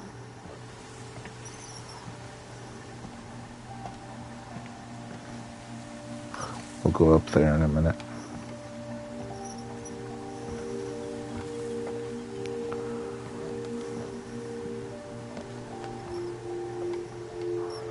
Hell, we might want to go up there now. Never mind.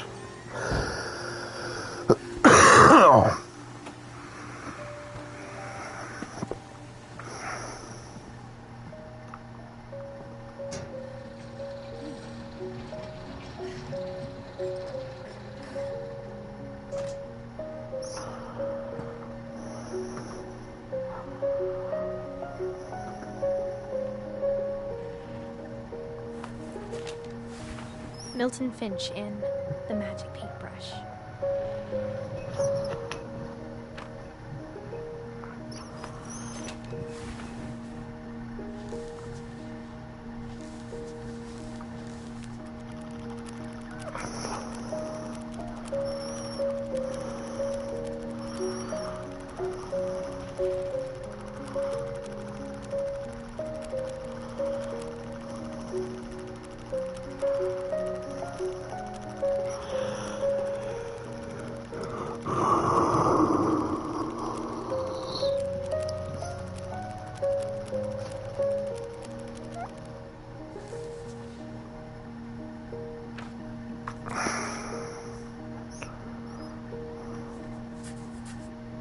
I was 4 when Milton disappeared.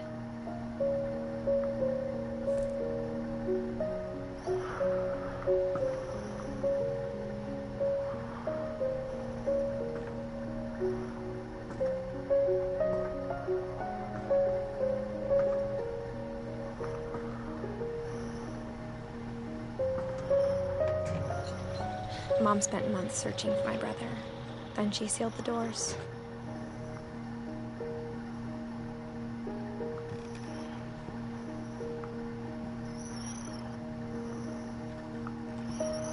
So sick ass room. Whatever Milton had found in the house, Mom didn't want it getting out.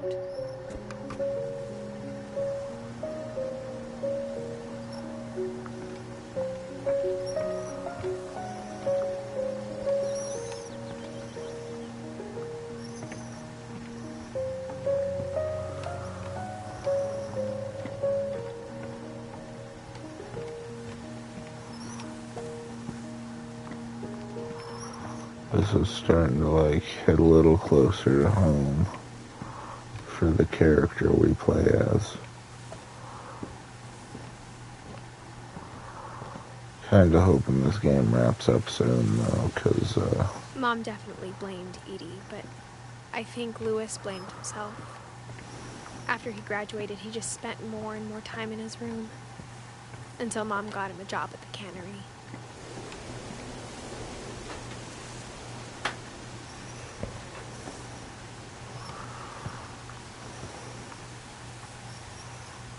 what is it with all these sick fucking rooms?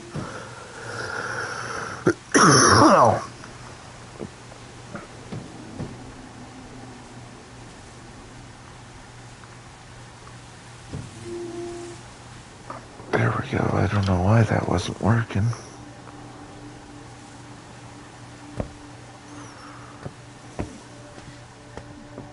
Louis's room smelled very, very familiar. That part of him lived on. That part?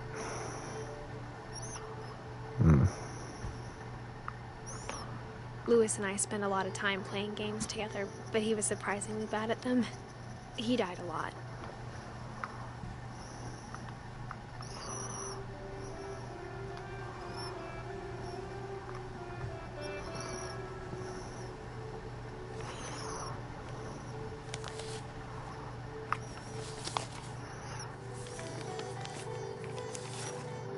Dear Mrs. Finch, as Louis's psychiatrist, I can understand your desire for an explanation. As I see it, the trouble began in January, shortly after we convinced your son to seek treatment for substance abuse. Newly sober, I believe Louis first noticed the monotony of his daily life.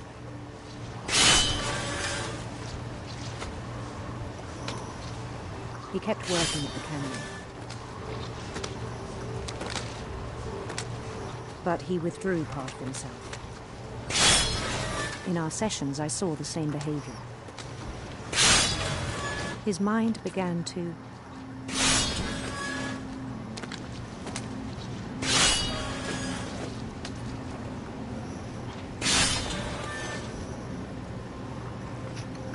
wander.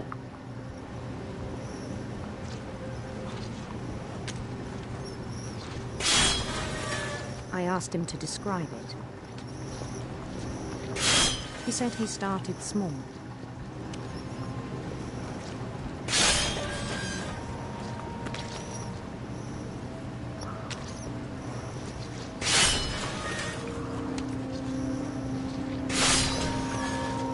Imagining a labyrinth. He'd feel his way about. Then something moved. Bats. And toads.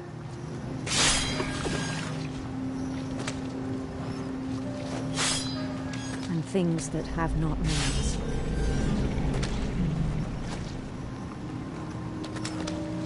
He knew it was all in his head.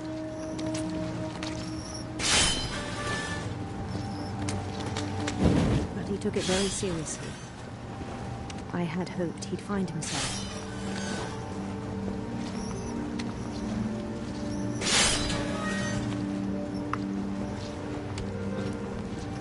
But he found something more. I worried about him then.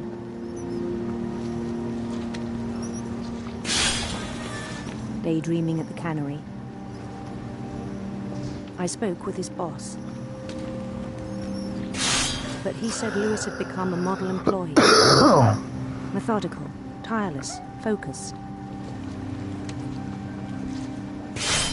Like a whole new Louis. So I let him go on.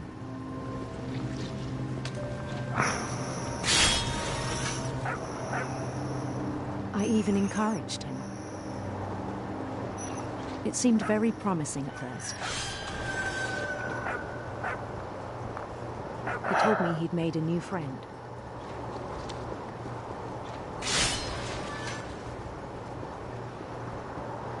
On the edge of a city he named Louis Topia. Very Built the modest. city up slowly, brick by brick. Then he made musicians.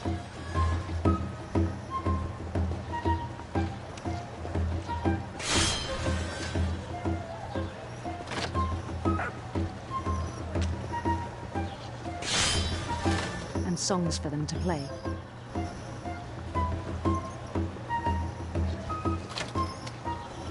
He talked about starting a band.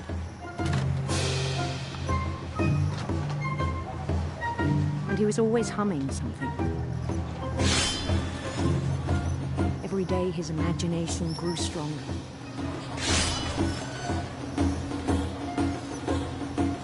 He no longer spoke at the cannery.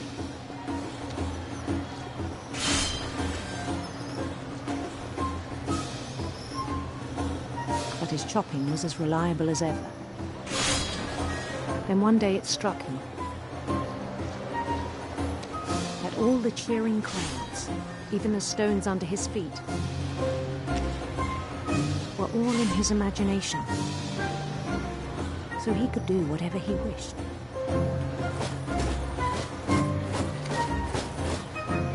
He held an election for mayor. And he won.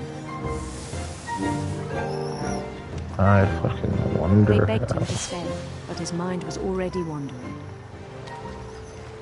It became a game for him.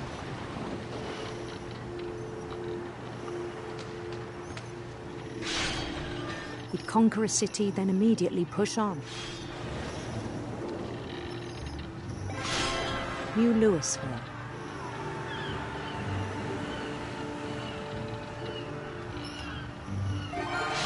St. Louis.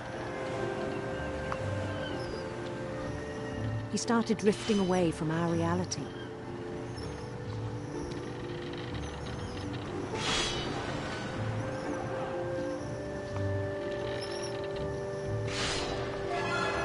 Minneapolis, until one day he forgot to go home from the cannery. Even as his mother pleaded with him, part of Louis kept sailing on.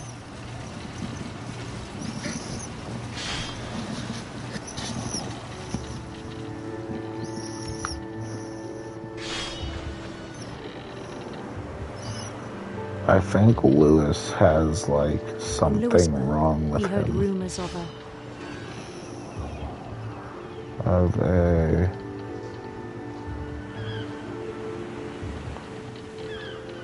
handsome queen.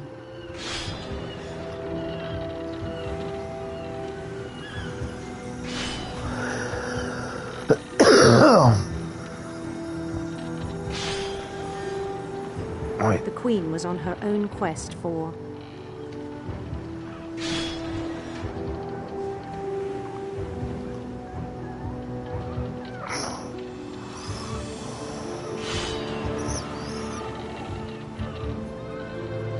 fuck. Sinister serpents.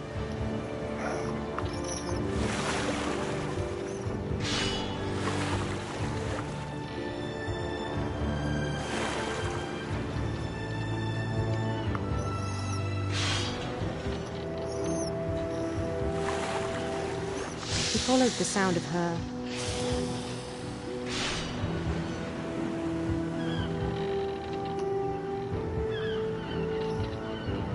silver harp.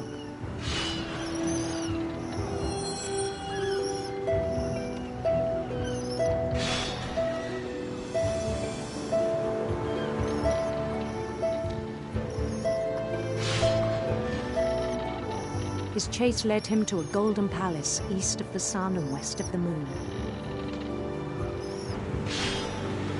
Even then, his logic remained sound.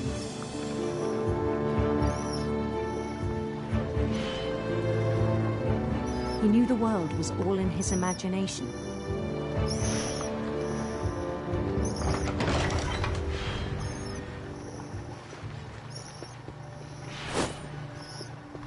But he was so proud of having created it. In his own eyes, he'd become something greater than a king.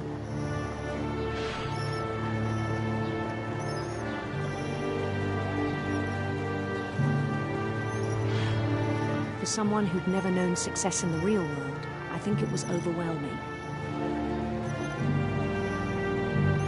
And then it struck him that the real Lewis was not the one chopping salmon, but the one climbing the steps of a golden palace.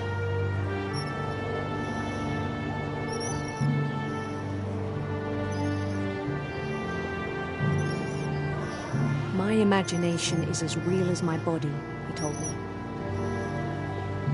It was hard to argue with him.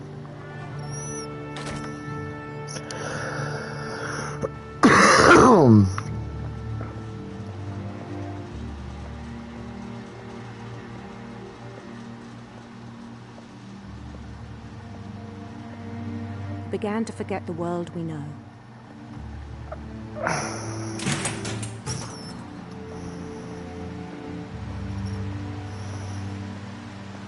I think it pained him to remember Lewis, the cannery worker.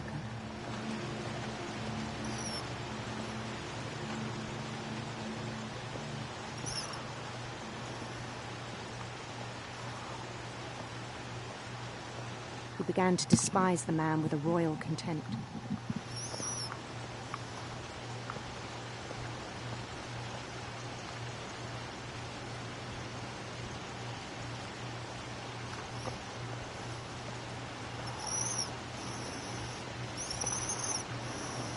I still thought I could save him. Even after he said he was being crowned king over all the lands of wonder. The palace would be packed with his companions.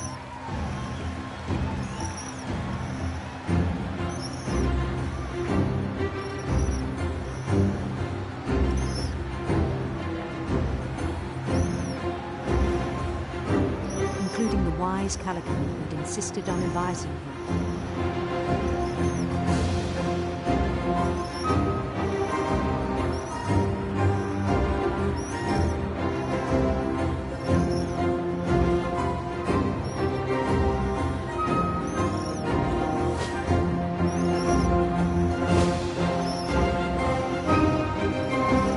His queen waited, holding his crown.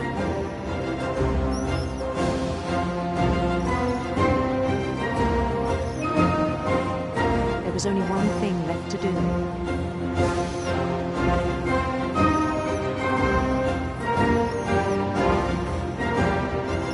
Bend down his head. Oh no.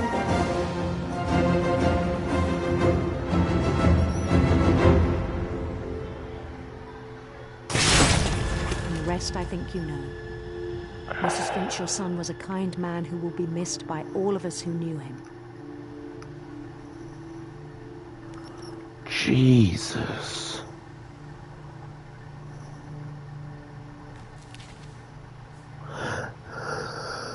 So cool. I wish you could have met him.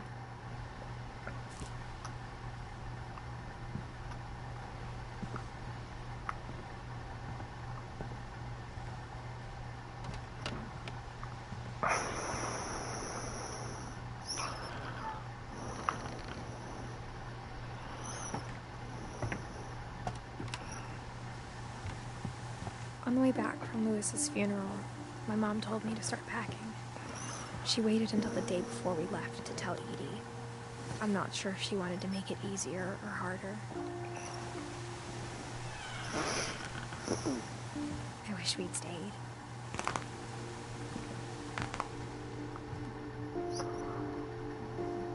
But I understand why we left. What happened that night had been coming for a long time. Maybe it should have come sooner.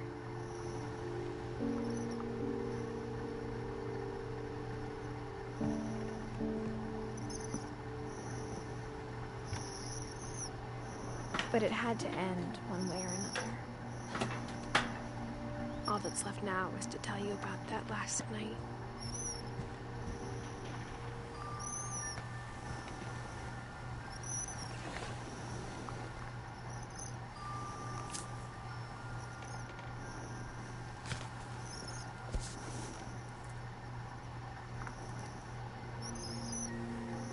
last day, Edie just watched us pack and didn't say a word.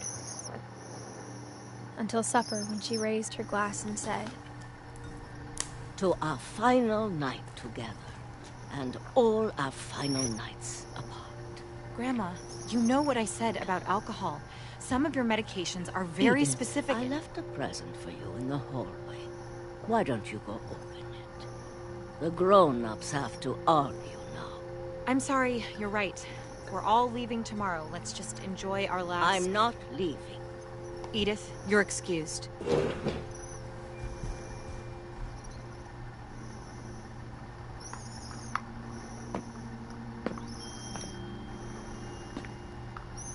The power had been shut off that morning, but Edie always had plenty of candles.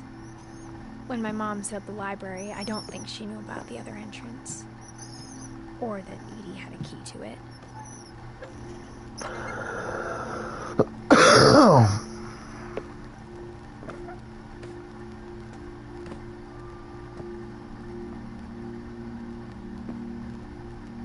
thing you're afraid of isn't going to end when you leave the house. Edith has a right to know these stories. My children are dead because of your story.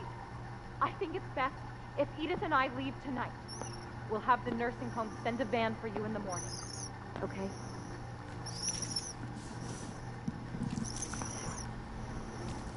Dear Edith, there's so many stories I wish I could tell you, but there's only time for one.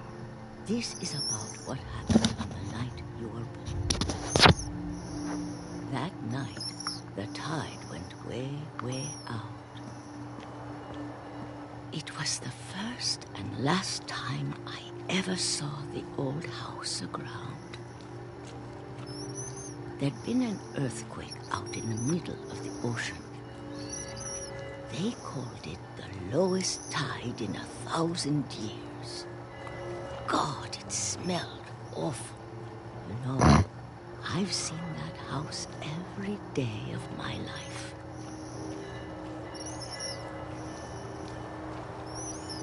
But I never thought I'd go back to it. When the fog rolled in, I lost my way.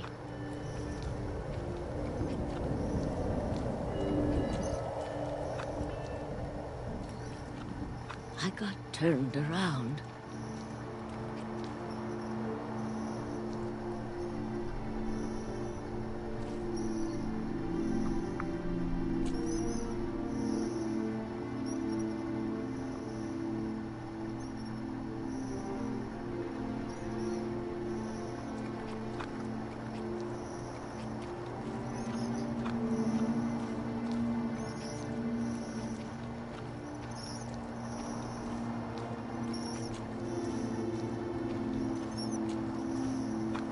I started seeing things.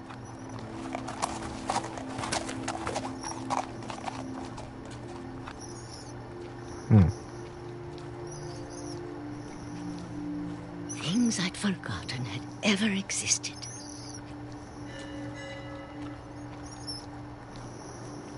But when I saw them, they felt like old friends. That night, a lot of things came back to me. Or maybe I came back to them.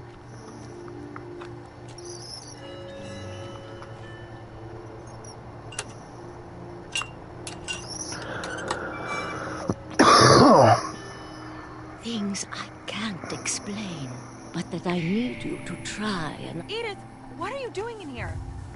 It's mine. Edith! Mom, you're gonna rip it! Let go! I kicked and screamed, but Mom dragged me to the car. I never saw Great-Grandma Edie again. The next morning, the van came to pick her up, but she was already gone. After that, we moved around a lot.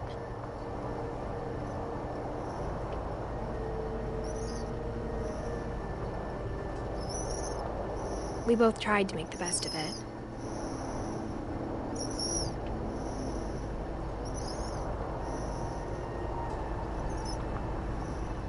A few years went by.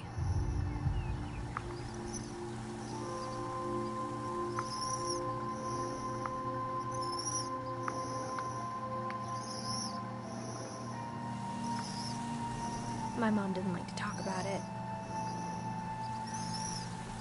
but she started getting sick a lot.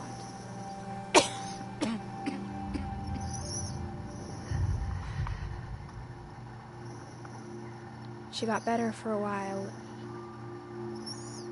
and then she didn't. And then I was alone.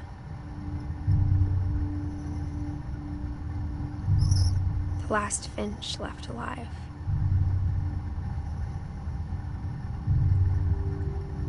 Until I found out about you.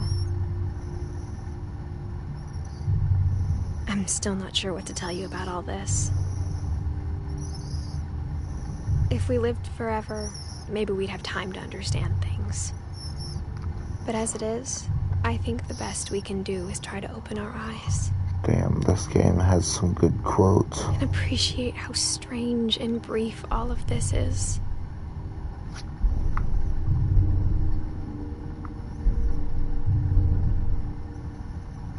This journal was supposed to be for you, but now I hope you'll never see it.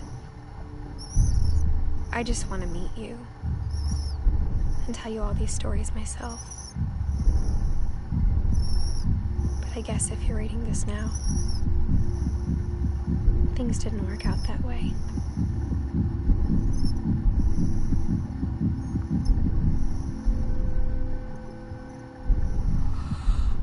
This is where your story begins. I'm sorry I won't be there to see it. It's a lot to ask, but I don't want you to be sad that I'm gone. I want you to be amazed that any of us ever had a chance to be here at all. Good luck.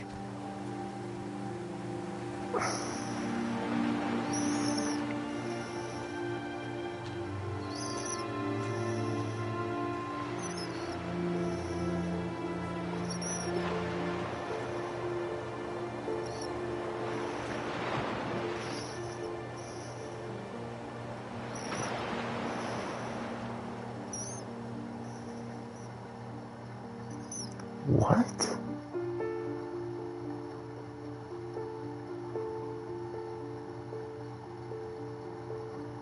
Hold on. I have absolutely no idea what the fuck just happened.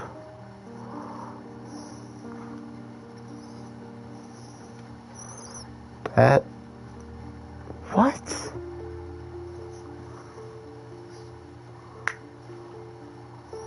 Everything ends. Finish all stories.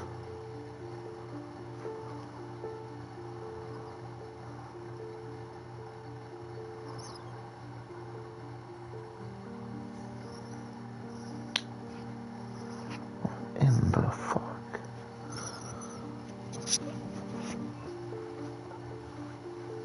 I liked that part. Lewis's part was freaking awesome. Milton seemed cool. I still don't understand what the fuck happened. Like...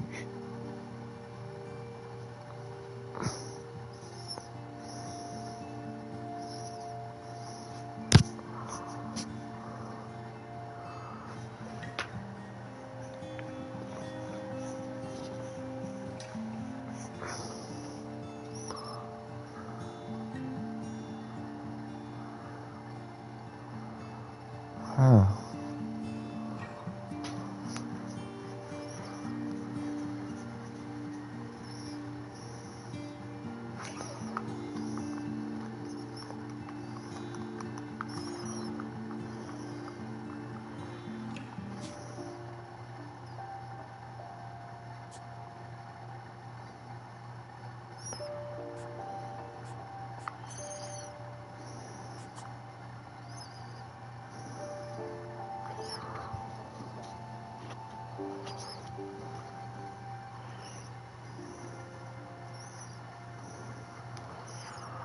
Wow, that... Damn.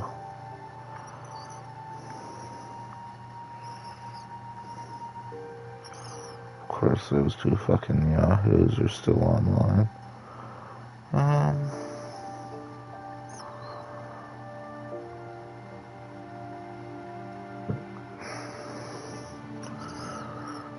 God, that's fucking...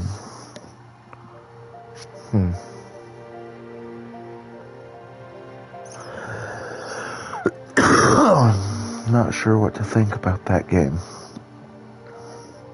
But anyway, if anyone's watching this back, I sincerely hope you enjoyed. Follow me on Twitch, Instagram, and sub to me on YouTube if you have not already.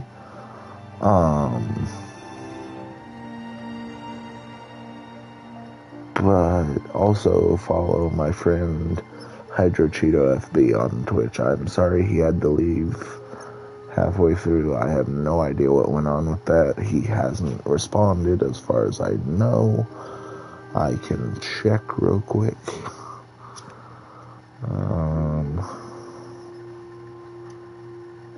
Noob sent me a video. I'll have...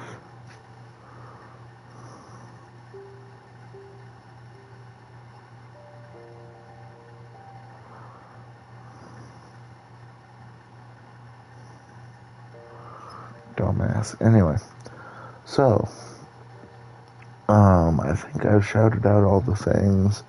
I think I've done all the right stuff. So, with that, I have been Breadman. You have been amazing for watching all the way to the end. Unless you skipped. If you skipped here, I will know and I will find you.